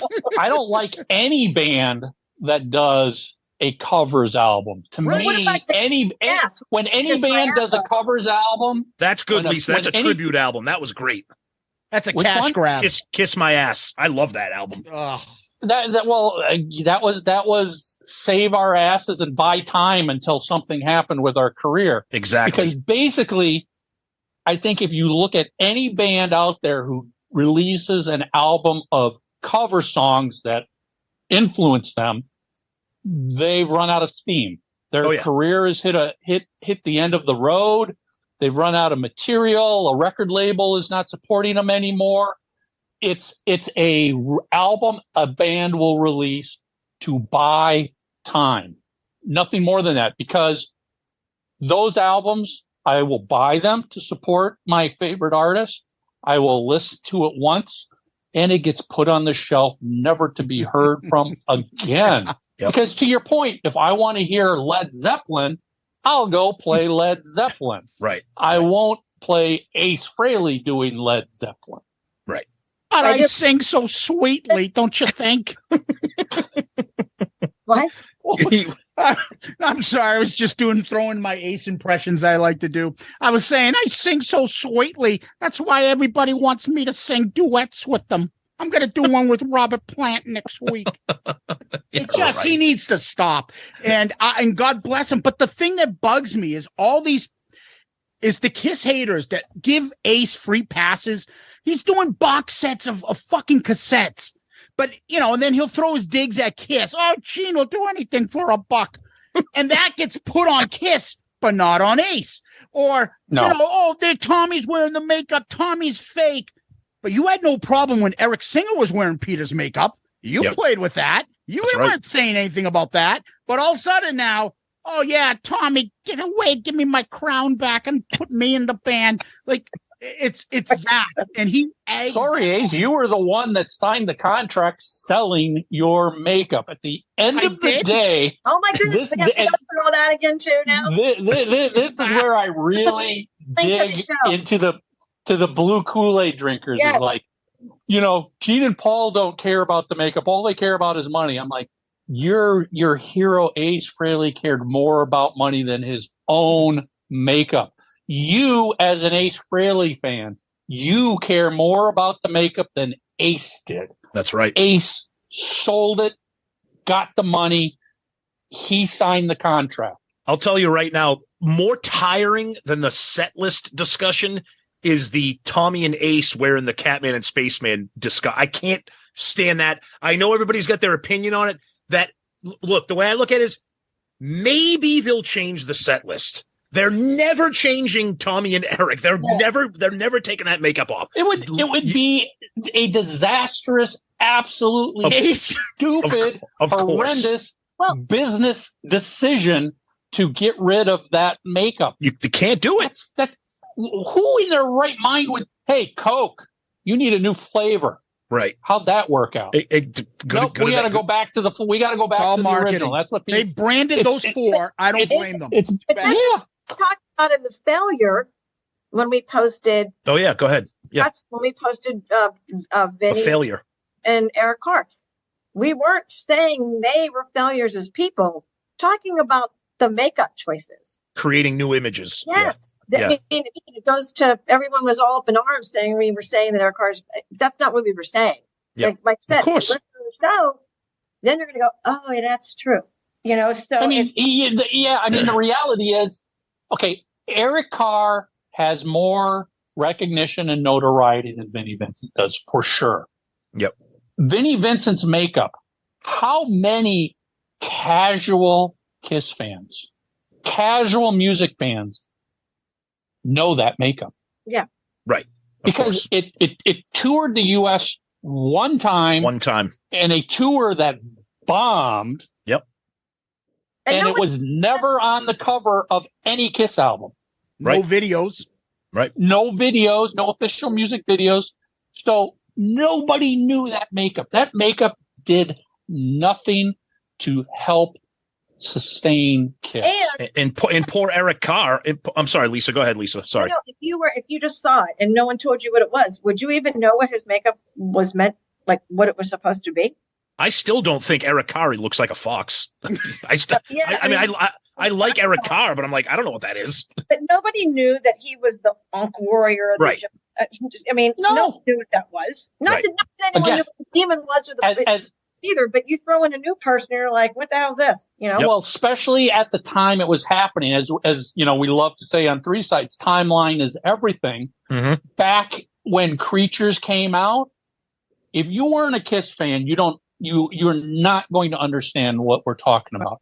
Oh, but yeah. Back then when Creatures came out, Kiss was dead. Yep. Dead. Even Kiss fans were leaving Kiss at that point in time. So that makeup did nothing. Well, I even remember when I saw the print concert ads for Creatures of the Night when they came to Minnesota. When I saw them, I was like, that doesn't look like Ace's makeup. Yeah, but that must still be Ace because they weren't saying anything. I mean, Yes, they were, but it's not like now you just know everything. Yeah. At that point, I didn't know. I was just like, oh, it still must be Ace. Maybe Ace changed his makeup. Okay, great. I'm going to a Kiss show. That's all that mattered. A Kiss show that was half the arena, the upper level was blocked off, and it was still only like 4,000 people that showed up to it. So, I mean, that's what we were talking about is the reality of Eric Carr's makeup and Vinnie Vincent's makeup might have seemed back then like the thing to do. And frankly, it was the only thing they could do because they couldn't use Peter and Ace's because Peter and Ace still owned their makeup. But looking back at it now, that was that was, as Paul is so fond of saying, what's next? Giraffe Boy? And, Right. I mean, Like, what are they the whole, Yeah. One thing I want to the add whole is concept look at the Three Stooges. We all know the Three Stooges. They've been dead for like 50 years, right? When you still see advertising Three Stooges, it's not Mo, Larry, and Curly Joe. Right. It's always Curly because that was the face that people Right. with the Three Stooges. So when they market the Three Stooges to this day and they put the T-shirts up and people are still buying stuff, it's not with Shemp. It's always with Curly because those are the faces that the brand built. So why the hell would Gene and Paul sit there and say, let's put something else up there?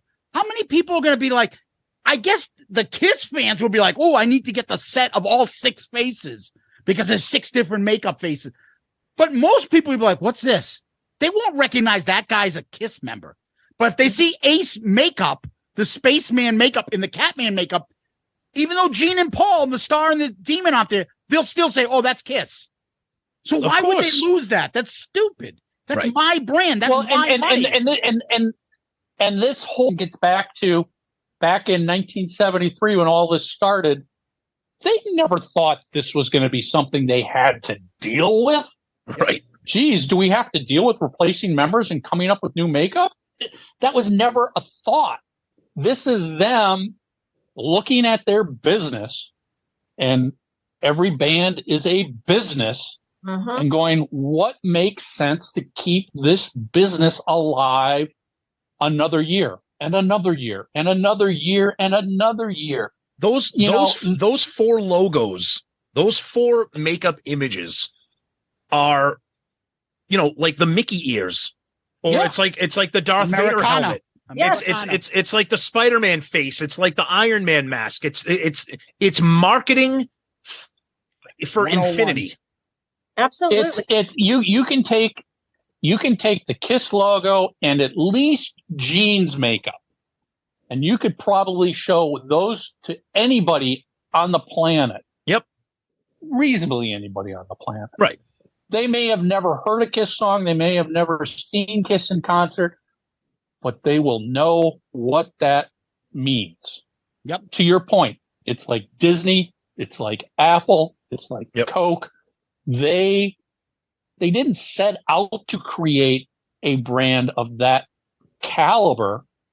They did, and really we should hats off to them because that's pretty incredible to create something that is so recognizable around the world and will live honestly forever. And past the lifetime of the original 4 members. This will continue. Mike, what do you think the next box set is? They're going to keep my guess was they're going to keep making them. My guess was going to be the debut album to celebrate its 50th anniversary, which would be next year. That's right. But does that mean no box set this year? I don't know. Or do they release it on the anniversary next year, but announce it this fall? I heard this is the perfect one. I heard that there's a box set coming out this year and then the 50th anniversary for 24. But I don't know if they would ever do a box set for a non-makeup album because everybody's like, oh, it'll be the anniversary. It'll be the 40th anniversary of Lick It Up. I'm like, they're not doing a Lick It Up box set, but maybe they will because it's the first album with no makeup. I don't know. I don't see them doing Lick It Up right after Creatures just because I don't think they want to. No, Vinny. I don't think they want to give Vinny attention twice in a row like that. Yeah. Would they do a non-makeup? They will do anything if the fans vote with their wallet. If you keep buying it, they will keep releasing it. Let me ask you this, Mike. That way. We had this as a question of the week, and we know what Paul thinks about it, but we also know how they like to sell merchandise and they like to market. And they know, or at least I think they know, what Kiss fans think of Phantom of the Park, and it is the 45th anniversary of Phantom of the Park. Are they going to acknowledge that in any way? Lisa's shaking her head no. I don't think so.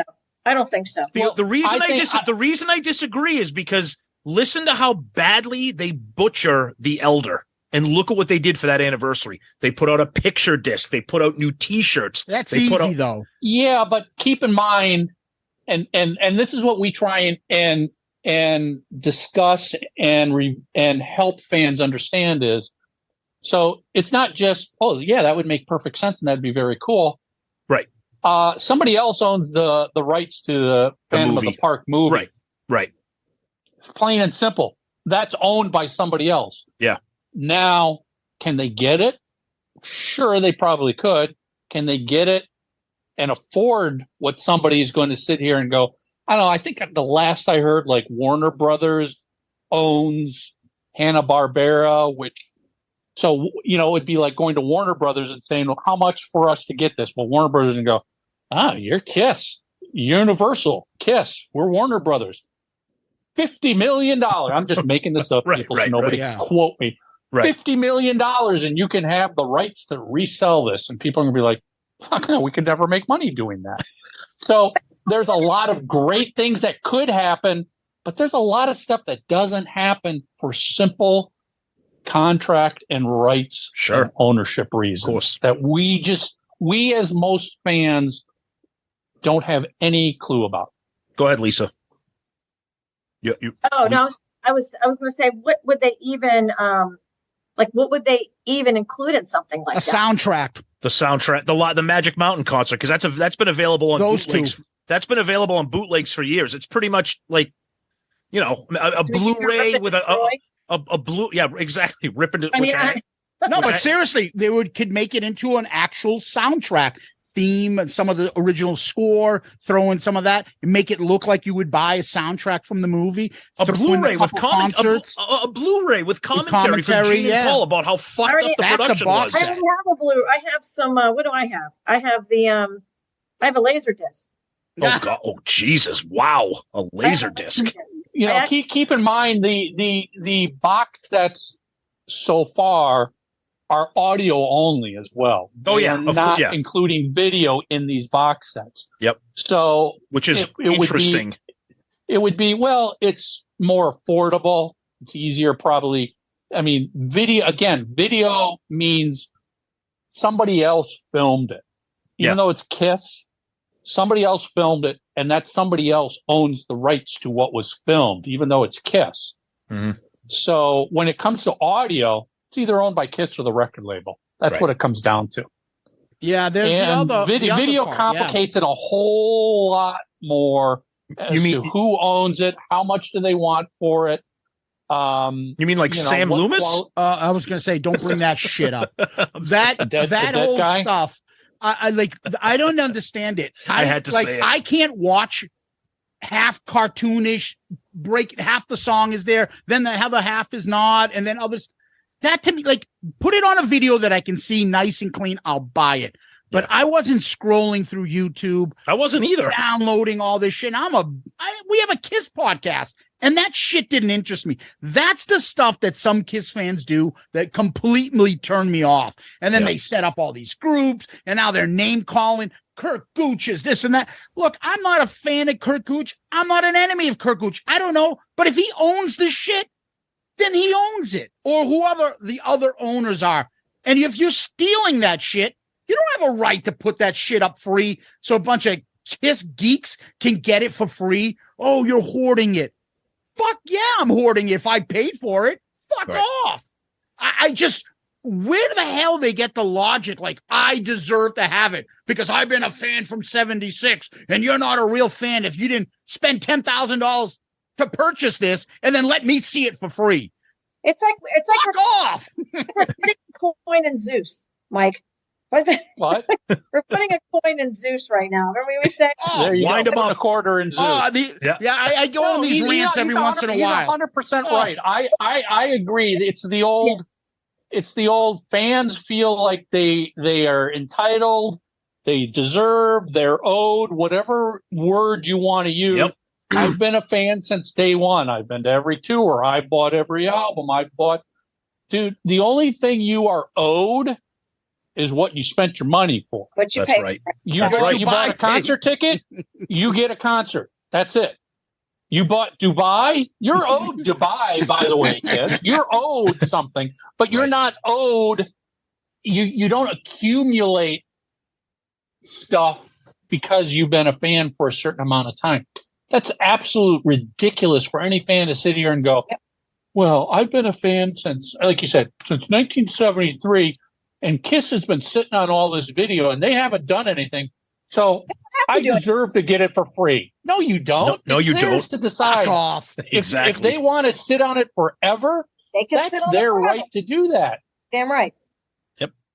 Fuck off. Zeus, I don't see you playing those CDs behind you. Right now, you got to give every single one of those CDs away to a listener.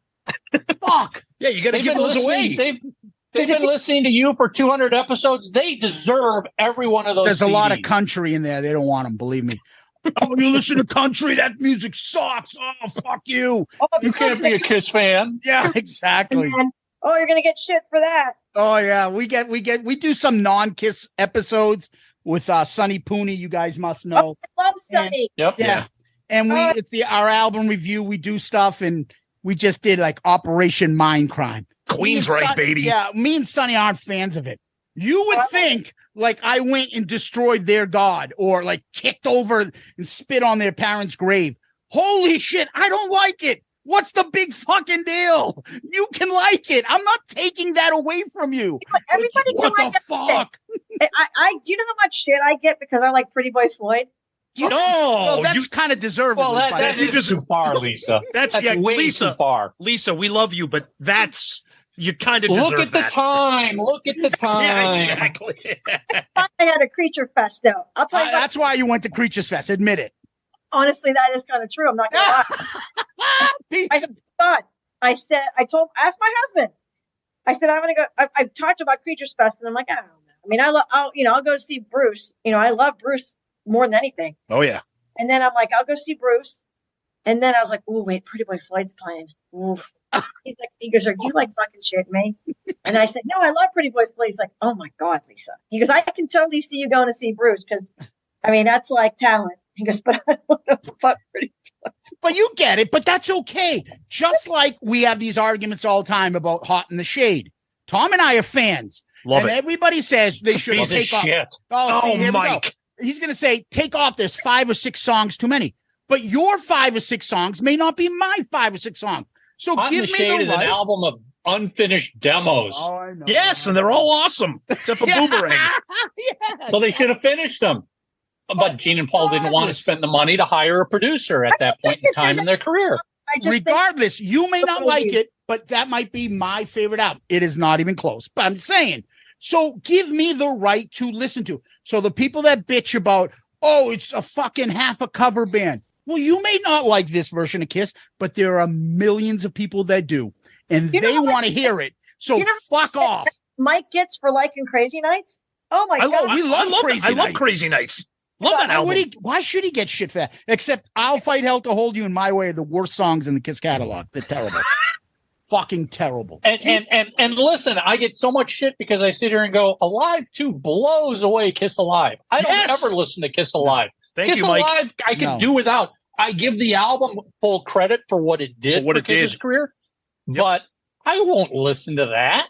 Kiss Kiss Alive Alive 2. 2 is so much better. But yeah, I mean, it's like, why would anybody care what somebody else thinks about what you like to listen to? Exactly. It changes nothing. I was talking to somebody earlier this afternoon, and I'm like, so I've been listening to Crazy Nights for 35 plus years now, loving it. And now today, because somebody comes up to me on a Facebook post and says, that's the biggest piece of crap album. I'm a musician. I'm telling you, it's terrible. Don't even. I'm supposed to sit here and go, well, I guess the last 35 years I was wrong. Thank you for changing the way I feel about this. Dude, It's not gonna happen. Mike, we just went on a rant our last episode about people that preface their comments by saying, "I'm a musician." So I was the guitar player in an 80s cover band. Oh, I know what I'm talking about. You guys have no idea. Like, shut up. Just enjoy what you enjoy. Didn't Kiss play Crazy Nights on that opening night in Manchester? Didn't they play Crazy Nights? That song was part of the set list, I think. Yeah, it was part of the set for a little while. Yeah, they took it out for Do You Love Me because they played it in England when they went overseas because it's big there. Yep. And then they played it here for a couple concerts, and I think people were like, no. People and then they're like, all right, let's put Do You Love Me back in. They brought the balloons out. Remember, they brought the balloons out? It was awesome. It didn't last long though, Lisa. No, I don't think it was only in for a few shows. I know, but I remember because I was like, oh my God, they have Crazy Nights. I thought it was fantastic, but you know, I think that song is a fun song. It makes you happy, makes you sing along. I mean, you know, I love the album. It's the Gene songs. Kiss is about. Wait a minute. It's the Gene songs, Michael, that are so underrated on Crazy Nights. I think so. Love them. I think it was the first album in the 80s where I was like, oh, okay, Gene's now seems to be paying attention again. He's singing better. Yep. He's writing better. You know, I'll go back to the crap on Animalize that Gene contributed, Burn Bitch Burn. Murder in High Heels. You're not a big fan of While the City Sleeps? Put my log in your fireplace. I want to put a log in your fireplace. It's like, you know, I can sit back now that we know what was going on back then. Oh yeah. I can sit back and go, oh yeah, I know. Paul called up Gene and said, Gene, I need 5 songs from you for this Animalize album. If you don't get them to me by today, I'm going to put 5 of my songs in place of it. And Gene's like, hold on, let me sit down on the toilet. Here you go. Here's 5 songs. I've got a song right now. It's coming to me. It's a log in my fireplace, but it's coming out. Did you ever hear Craig Gass do Gene's roast? Oh, yeah. Always, yes. Al Pacino. These are lyrics from the Book of Animals. When he does that, that's fantastic. Under Al's voice, right? Yeah, I mean, in your fireplace. To some extent, I mean, that says something about Gene's skills. He can write and just spew out songs just like that. Just like that. It doesn't mean I think it's good. The confidence level. It's the confidence that he has himself. And you know, and we've had people on our show where we've contrasted Paul in the studio and Gene in the studio. Paul takes his time, and when he brings into the studio are done, finished, the best material he's got. Yeah, Gene brings in a duffel bag full of demos. Yeah, Gene brings in everything he crapped out that morning for breakfast. That's right. And it's like, there you go. Let's see if we can make something out of this. It's like, I mean, you know, and I'm sitting here as a person, I've never written a song, and I couldn't write a song, you know, and I admire anybody who could write any sort of song. Do you have $6,000, Michael? No, I would never do that. You can go write one with Gene in London if you'd like. At Abbey Road, right? You can do that at Abbey Road, right? God bless him. You know he's going to get people that'll do it. Oh, absolutely. Well, and at the same point, it's like, if that's, you know, if that's your money and that will make you happy, God bless you. Go do that. Spend your money how you want to spend it, and don't let any of these other idiots on social media tell you you're spending your money the wrong way. Damn right. Do what you want. Yeah, I mean, that's what it comes down. Hey, yesterday me and Tom went and saw the Winery Dogs. Excellent show. Oh my God, incredible! At the end, incredible. Richie Kotzen in his kind of weird way. He's a kind of weird guy, but he's like, "Hey, and don't forget, we got our new CD in the corner there, the merch booth, and pick up a T-shirt over there." And I turned to Tom and I said, "You're in the Kiss business, baby." That's all I can think of is Gene saying that in that Henry Rollins interview. Yeah. You sell T-shirts in your band? You're in the Kiss business, baby. And I'm like, yeah, he's right. He's just not playing the game where he's ashamed to ask to buy their merch. No. And he's not ashamed of money. And then yeah, he wants money. Terrible song. Terrible song. Terrible song. Waiting for me.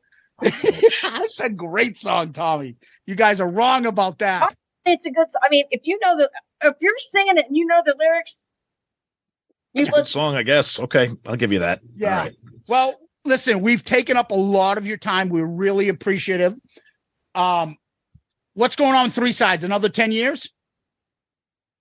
As long as this is true and this is honest, it's not a bit. As long as we have fun doing it every week, we'll keep doing it. Thank you. That's us.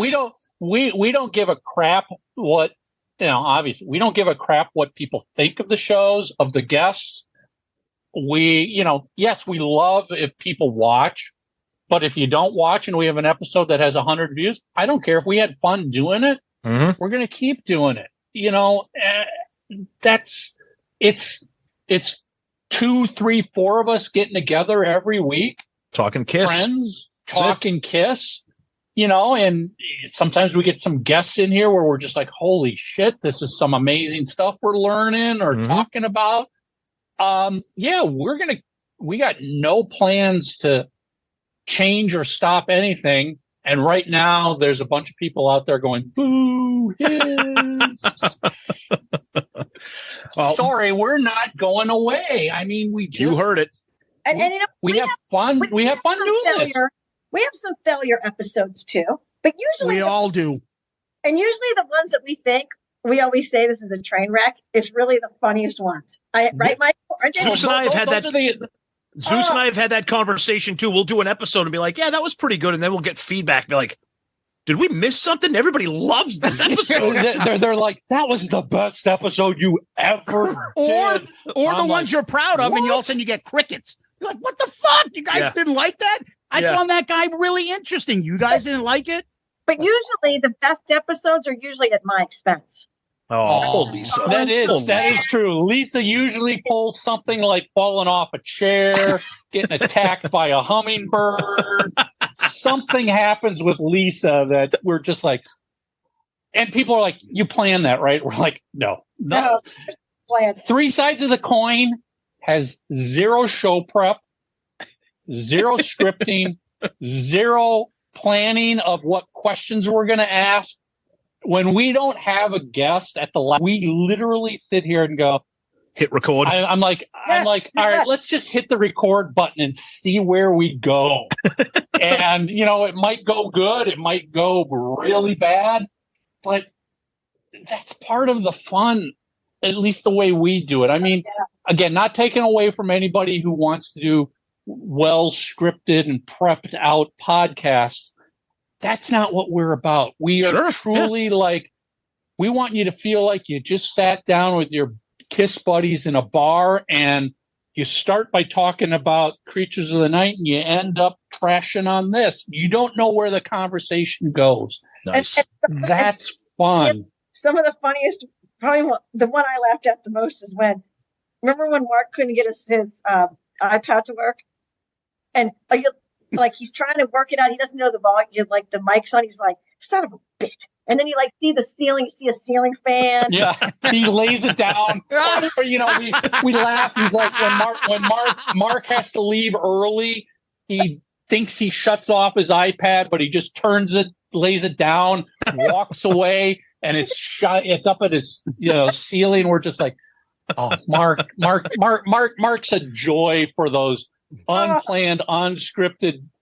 Listen, the absolute funniest moment was Rob Halford. Oh God. When Rob Halford at the end of the show is like, Mark, I think I'm going to go buy you a new router. We never told Rob Halford anything about Mark's router problems. And yet here's Rob Halford going, Mark, I'm going to go to Best Buy and buy you a router. It's like, Mark.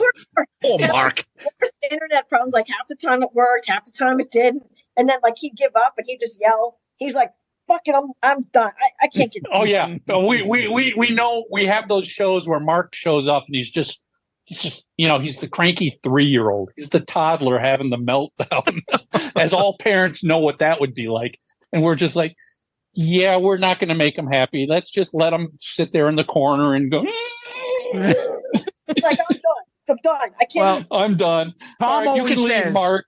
Tommy always says it's the personalities that really make the show. And if they like the hosts, Oh yeah, they'll listen to you. they'll listen to you talk about anything. Yep, It doesn't matter.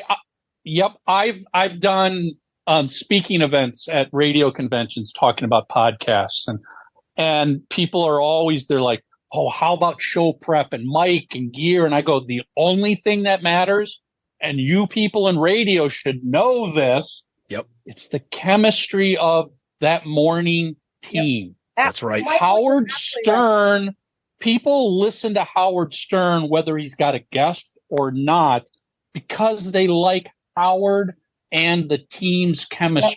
Perfect example. Absolutely. We want people to be the same way. It's like, oh, the show's even better because you've got a great guest, but we're going to still tune in because goddamn Mark's hilarious and Tommy's dry humor, and God, Lisa might get attacked by an ant this week, and we don't know what that will do to her. And, you know, and who's Mike going to piss off purposely? You know, that's the chemistry. The chemistry of a podcast is more important than everything else. It's true. Nobody ever tunes into a podcast because you spent $1,000 on that microphone. Right. And you will still be boring as hell, but you'll sound great being boring as hell. It's true. Hey, Tom, can I get one last question into these guys? Yeah, go ahead. What's going to happen first? The magic book comes out, or Ace and Peter on stage with Kiss at the end? the magic book. I am not commenting on that. Tommy tried to get me to get in on that book when it first came out. Remember, you tried to get me in on that book. I'm like, what is this? Oh, if you get in, they'll put your name in the book. It is my life's mission. It is my life's mission to find that man. Well, let's be honest. First of all, that book is never happening. Never. It was never happening. So when Ace and Peter are going to show up on stage with Kiss then? Well, there's a good chance Ace will. Me personally, I don't. I think there's some goodwill going on with Peter. I do. I think the ideal thing that I would like to see, first of all, Ace and Peter will not show up in makeup, people. No. Don't ever think that's going to happen. No. The ideal would be a final show or series of shows where Peter shows up and sings Beth. Yep. And Ace shows up and sings 2000 Man or Shock Me, something like that. And they all members come out and do a rock and roll all night with finale. Bruce too. But here's the thing. Here's the thing, though. To that, and Vinny, right? No, Vinny will never show up. No. Honestly, don't fool yourself to think Vinny will ever. He would never get invited. Show. I don't think either. He's not going to be invited. True. Yeah. No. So if Ace and Peter do get up and do that, they got to have to remember that Eric and Tommy are still going to be in makeup. Of course. Yeah. And are they? And then. Oh no! She gave the secret to Kiss. Ruda. Lisa's using the Mark Ruda. Jean found out what she was going to say and cut off her internet. Exactly. I think what she was getting to was, will Ace and Peter be willing to go up on stage and perform with two other people in their wearing their makeup? Exactly. I'm not sure about that. I don't know. I don't know. See, this is where you guys are all wrong. You're wrong. It's a 50-50 toss-up. You're wrong. I think, I've said this from the beginning, I think at some point, Tommy and Eric go off. Never. The makeup. Never. Ace and Peter come on with the makeup. Nope. And then Tommy and Eric play without the makeup for the last two songs. That's never going to happen. Yep. Never. No. In the world of Kiss, it's always been said anything's possible. And for the most part, that has always been true. I don't think there's any chance Vinny will be there. And I don't think there's any chance that Ace and Peter will be in makeup. I agree. Zero chance. I agree. And but again, like I said, I lost my rooter. Welcome back, Lisa. Thank you. I don't know what happened, but I guess I get a new rooter too. I don't.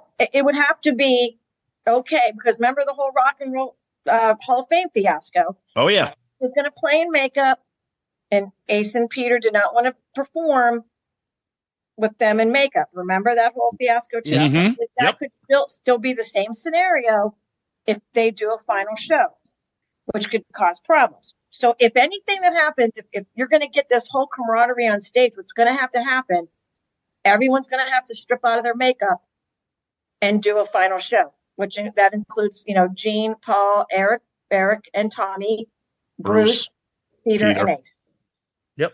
I don't think you're going to, but I don't think there's any chance that you'll have a final show of Kiss being out of makeup. No, it'll be a song. Not going to happen. I think not happening. I've been saying this for a long time, and Zeus gets mad at me because I'm such a downer. I think the final show is just going to be the last show. I don't think they're going to do. I don't think they're going to do anything. That's going to be disappointing, though. Then it's going to be the last show, but I'm going to have something. It's going to be weird if they don't. I think Gene they'll do and Paul, they'll do a big slideshow behind them with pictures. More fireworks.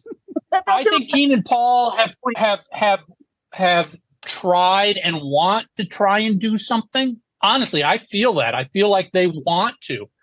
I think the problem is you've got Ace and Peter who are, you got Ace sitting there going, the only way I'm going back on stage is if they give me my makeup back. That's not happening. Yeah, no that shit. is not going to happen. Yeah. What's Peter's feelings? I think Peter's quietly feeling the same thing. As a simple fan, yeah, I would love to see them up there in makeup. I could see two guys in Ace makeup, two guys in Peter's makeup. As a fan, that would be okay. Realistically, not a chance in hell will Ace and Peter be in makeup. Not a chance. That's what you would want, Michael. And I agree. That would be amazing. In reality world, that would never, like all them in makeup. Never gonna happen. Gene and Paul are not gonna go. Gene, Paul, Eric, and Tommy are not gonna go off stage, take off the makeup, take off the costumes to do a final song with Ace and Peter. So I don't see that ever happening. I think Eric and Tommy might, and then them come out. I don't know. I mean, if you got to appease it, I don't know. It's got to be a big negotiation thing. I think Tommy and Eric would be like gracious enough to do it. I don't know if the other two, and I don't know if Paul and Gene would let that happen. There's egos involved too. Thing with the Hall of Fame. Yeah, exactly. I'm sure Tommy and Eric were like, "We'll do whatever. We don't care." I think it was the powers that be that it was like, we're not going to perform. That's how you ask too. It's still personalities though, Lisa, right? It's still personalities. Are you demanding, you that left the band and can't barely play anymore, are you demanding we do this for you? Fuck you. Or are you graciously saying, listen, I want to get this work. How about if we do this? Let's negotiate. How about if I do this? Will you guys, if they do it that way, you never know. But I think that Gene and Paul do that. But I think that maybe the reciprocated parties do not want to do that. I think absolutely. I agree. You think they get girlfriends and wives involved? And I was just going to say, you think that's when it goes. Look, if this gets fucked up, it's going to be because it's Ace and Peter's fault. Sorry, fans. That's what's going to fuck this up. It's going to be Ace and Peter. I completely agree, and I think we've already seen. I think we've already seen that on Ace's part here. I mean, Ace has made comments in the last 6 to 12 months where he's like, the only way I'm going to go back on stage is if they give me my makeup back. That's right. Money too. That's big money. That's money and my makeup. Yeah. That's not negotiating and trying to make something work. That's sitting there making demand. And let's be honest, he's in no position to make any demands because that final Kiss show, even if it is without Ace and Peter, will still be huge. Yep. It will still be sold out. So Gene and Paul are not in a position of like, we need something to save this. Fuck that. They're doing this to be nice, gracious, and try and create a final of everybody. If the other two guys don't contribute to it, It's not happening. You know what it is? It's their not- lawyers talking to them like, Kiss is going to sell that as a DVD. Kiss is going to make an album out of that. Are you getting any cut off that? We need to get some royalties off. Like, fuck you. You're not in the band. You don't get it. We'll pay you a fee for performing, and that's it. You don't get cut off our digital. You don't get cut off our albums that we put out of this. If they were smart, they would do That's the it. problem. Of course, if they were smart, yes. And even though it might not be to their monetary standard, their expectations, which are high, you got to step back. I mean, yeah, I'm sure whatever it is, it's not going to be like, a minuscule amount. I'm sure it's going to be a substantial amount to you and I, but it's like, you got to step back and go, you know what? I'll take that amount and I'm going to do this show and I'm not going to negotiate. I'm not going to cause rips. And because I think that's what happens is they give them a set amount and they go, we want more. We want more. We want more. We want more. And that's where the problems start. And I'm sure it's not, it's an amount that is not like, okay, we're going to give you $50,000 to do this show. I'm sure it's not something like that, but it's the greedy that comes in. It'll keep him off the road for 6 months at least. It'll save him money from touring as a 70-year-old, and you can make more money doing that, and maybe a year's off the road of your life. Take the money. I'm sure that Peter and Ace would benefit from that amount. Yeah. And if they just took it and didn't look into it so much and try to negotiate and do, Yeah, Peter ain't living off the one for all money. I don't think those negotiations are going to be very sunny. Let's just put it that way. Yeah. Mike, it's not going to be a sunny negotiation. No, it won't be. Mike, tell everybody where they can find you. Obviously, they know where they can find you, but tell everybody your website, your socials. Where can everybody find you guys? You can go to 3sidesofthecoin.com.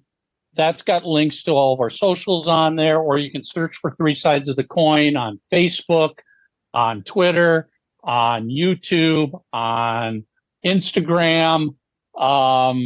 You can listen to the podcast anywhere podcasts can be listened to. I mean, anywhere you get an audio podcast, right? We're there. What? We're on Spotify, right? We're on Spotify. We're on iTunes. We're on YouTube. I mean, the big channels where people listen most are YouTube, Spotify, and iTunes. Awesome. Guys, and basically every week a new episode. And we can also catch you on the Kiss Cruise YouTube this year, right? Yes, it's in January. You have no excuse now. Come on. It's in January of 24. Yeah, I still do. Lisa, I don't want to be on a cruise ship with 3,000 crazies. You're going to come, and then right when you walk by, I'm going to spray it right on your back. And then wherever you go on the cruise, people are like, God, that woman stinks. What do they call that? What do you call it when, like, crop dusting? Yeah, exactly. What does she eat? That's what I thought in the elevator. I was like, oh my God, are people going to think like I totally like farted in the elevator? That like who smelt a Delta kind of a thing? There you go. Well, listen, Michael, Lisa, pleasure to have you guys. Thank you for coming on. We really appreciate it. Anytime, guys. This has been a blast. Guys, thank you so much. Michael, Lisa, awesome. Thank you so much for joining us. We really appreciate it. You bet. So that was Mike and Lisa from 3 Sides. I had a blast. That could have gone on for a lot longer. And I'll tell you this. A lot of people are probably out there saying, why did you have 3 Sides on? And people from 3 Sides fans are probably saying, why did you go on Shout It Out Loudcast? Well, guess what? Because for all the stuff that we talk about on this show, we're still regular people. And we know that Mike and Lisa are regular people and Kiss fans. We met Lisa in person. We spent some time with her at Creatures Fest last year. As you heard during the interview, we reminisced about the liquid ass elevator story. But I had a blast talking. And here's the thing I noticed, like during it and after. It didn't feel to me, I'm speaking for myself, it didn't feel like we had 2 guests on our show. No. It felt like the 4 of us were doing a show. Because I think we all share because we all share very, very similar personalities in general. And with Kiss, we're very opinionated, we're very outspoken, We have strong feelings both ways about what involves the band and what involves the KISS community and social media and our Facebook groups, et cetera, et cetera. So I thought it was great. I thought we had a really good time. Mike and Lisa were very, very gracious, and I thought they were a ton of fun. Yeah, I enjoyed it. To be honest with you, that could have been at Creatures Fest. We walked down in the hotel lobby, saw them, sat down, and just shot the shit and had lunch with them. Yep. Yeah, Mike can be prickly, as he said. We can be fucking loudmouth, know-it-all morons. It's okay. It's okay. You don't have to hate them and only like us, and you don't have to hate us and only like them. Right. They're fine. Like, and there's a niche for everybody. But if you're having fun and you enjoy talking about KISS and you make it fun, it works. Say what you want, and we've said this since day one. You want to listen to a more of an academic podcast? You know where to go. Go over to KISS FAQ. You want a big name interview? Boom, you can go to 3 Sides. You want somebody to do a KISS draft and do Ace impressions? Come over here. But say fucking something. That's why I can, we joke about them. Oh, I need my meatloaf sandwich. We can joke and shit like that, but we will tip the fucking hat because they don't care if they piss off people.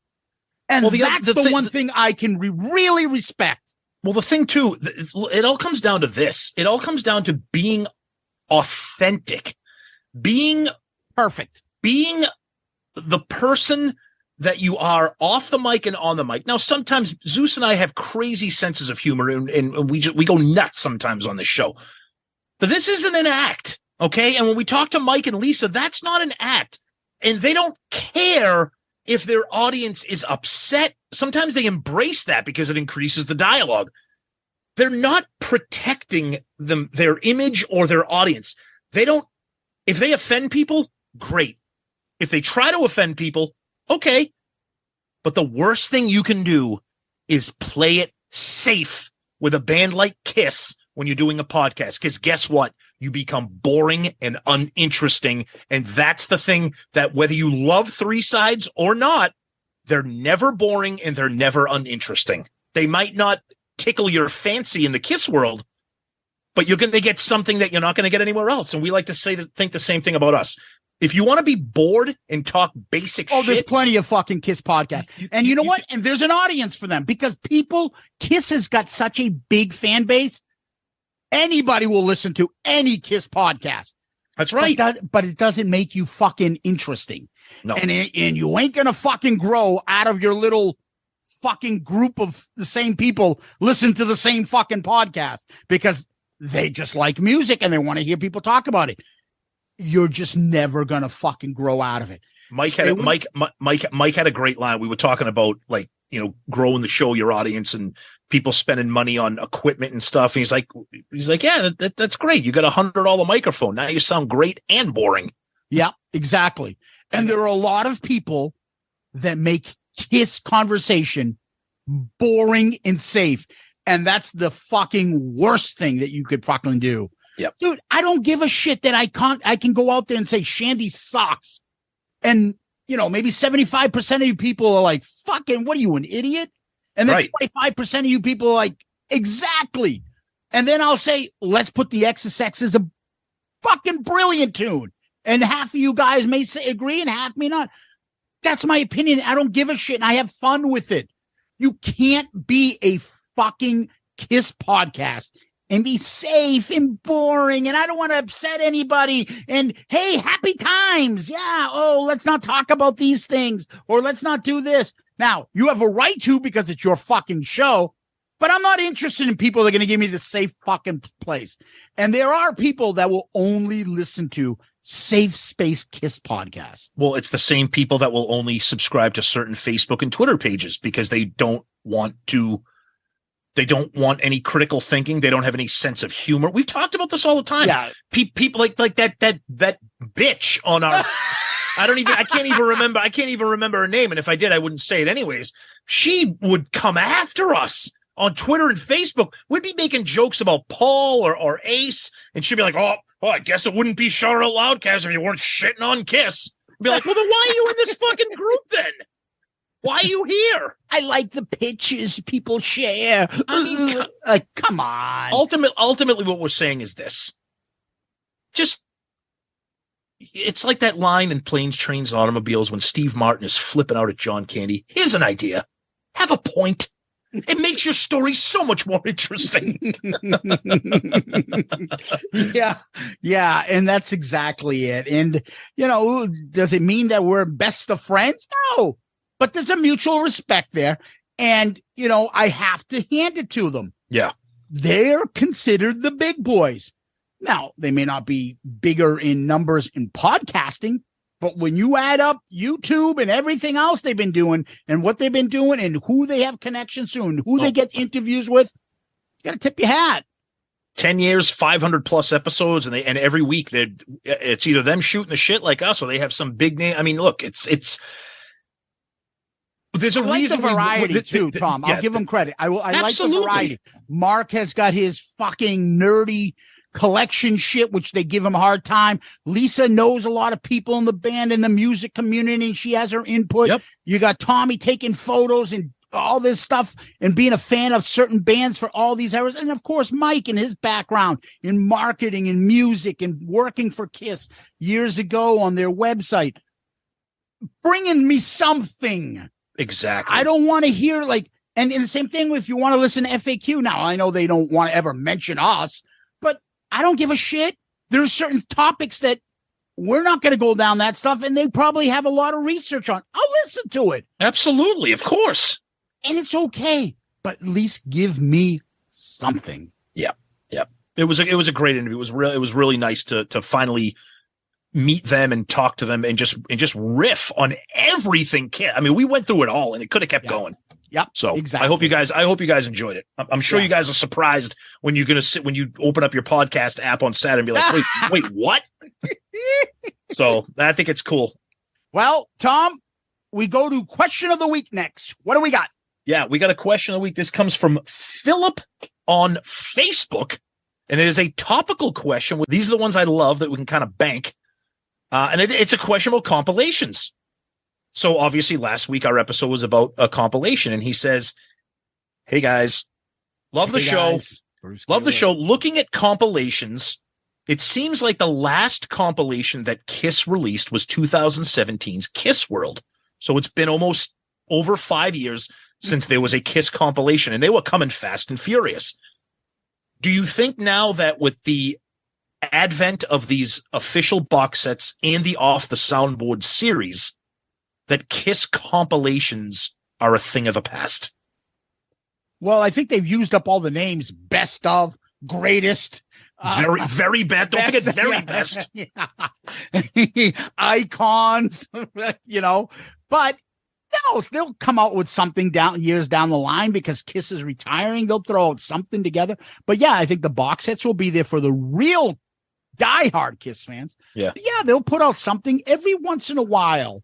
There's this new series of compilations that are like the 20th Century Masters. That's a series. Best of our series. There'll be another one that comes out, and I'm sure KISS will be involved. Yeah, I think there'll still be some, but there's no need to bang them out right now. They haven't released a fucking new song since 2012, really, from their last album. Yeah, I think it will be. I mean, I don't think they're ever going to go away, but I think, look, they those things came out primarily in like the CD era. I mean, I know KISS World came out when vinyl was hot, not as hot as it is now. But I also think a lot of historically compilations are a result of a band trying to fulfill a record deal. Sometimes like, hey, let's throw a greatest hits album here. But then you have these series like 20th Century Masters was a series that was done by Mercury that encompasses like 100 different bands. So that's a different one. But I don't know. I think, look, I'm hoping, and I try not to let myself down, but it's tough being a KISS fan. I'm hoping that when all is said and done, that they do another type of a box set or another type of chronicle of the band, the 50-year something. But in terms of like these compilations that have 12, 15 songs, I don't know if you're going to see those again. I mean, I don't know. If you do, we'll buy it and we'll probably do an episode on it. So who knows? Exactly. But Philip, great question. I love those topical questions. And yeah, compilations, especially with streaming now. I don't know. Are they a thing of the past? I don't know. Yeah. Well, Tom, where can people find us? Our website's the best place to go. Shoutitoutloudcast.com. Shoutitoutloudcast.com. You go there, you can find every episode from Shout It Out Loudcast, from Album Review Crew, from Dorm Damage, Zeppelin Chronicles. You can click on the links to join our Patreon, buy our merch from Amazon, use our Amazon shopping link, click on links for some of our friends, shows that we've been on, people that have been on our show. It's the best place. You can find everything there. And of course, you can message us directly from the website too, which is an awesome feature. And you can also send us emails. We love the emails. We say this every week. We read every email. Sometimes we don't get to all of them on the show, but believe me, please send your emails. We read them, okay? And that is shoutitoutloudcast@gmail.com. And of course, our social media, Twitter, Facebook, Instagram, YouTube, very active. Tag us, send us DMs, tell us what your plans are for this end of the road tour. Are you going to go to these shows? Are you going to try to go to Madison Square Garden? I could tell you, I don't care if we're sleeping under a subway car. We're going to those shows. Hopefully both of them. But that's a story that'll be down the road. End of the road, maybe. And of course, as we mentioned earlier, our wonderful Patreon family and our buddy Tony from Australia. Thank you so much for becoming part of that family. And we always like to say that we are a proud member of the Pantheon Podcast Network of shows. Yeah, people can DM us on Twitter, Facebook, Instagram. Subscribe to our YouTube channel. We're almost up to 1,000. That's a magic number. Please go onto YouTube and subscribe. And don't forget to give us a 5-star child review. Apple iTunes, Apple Podcasts, whatever the fuck it's called. Whatever the fuck you guys call it. Spotify, Stitcher, Facebook, wherever they give 5-star reviews, please give us one. That's a great way to help out the show. The other way to help out the show, as Tom mentioned, is our Patreon family. And then you can get merch. Now, it was awesome. We talked about it. We just released a Dorm Damage episode. We saw the winery dogs. We run into 3 Patreon members. Each one of them had our gear. Awesome. Oh, so and we we mentioned that in the Dorm Damage Winery Dogs concert review. We don't want you to think that we saved that for the end of this. We spent a lot of time talking about them earlier. So yeah, that was AJ, Rudy, and John, I believe. Yes, great time. And they all had our merch. So that picture will be on our website. So if you want to get on our website as well, make sure you get your Shout It Out Loudcast gear. You can get it on Amazon, or just go to our website, hit the link, go to our Amazon store, and you'll find Shout It Out Loudcast gear. Take a photo, send it to us, give us permission. We'll put it on the website. Yep. I always like to repeat our email, shoutitoutloudcast@gmail.com, shoutitoutloudcast@gmail.com, and the website, shoutitoutloudcast.com, shoutitoutloudcast.com. We worked real hard on the website. It's really interactive. You guys are really using it. Most of our episode feedback nowadays are actually on the website. So if you look at an episode there, anytime you post, now that episode will always have that post, unlike our social media accounts where it just gets pushed down into, I don't know, the never-ending social media world, and you don't see it.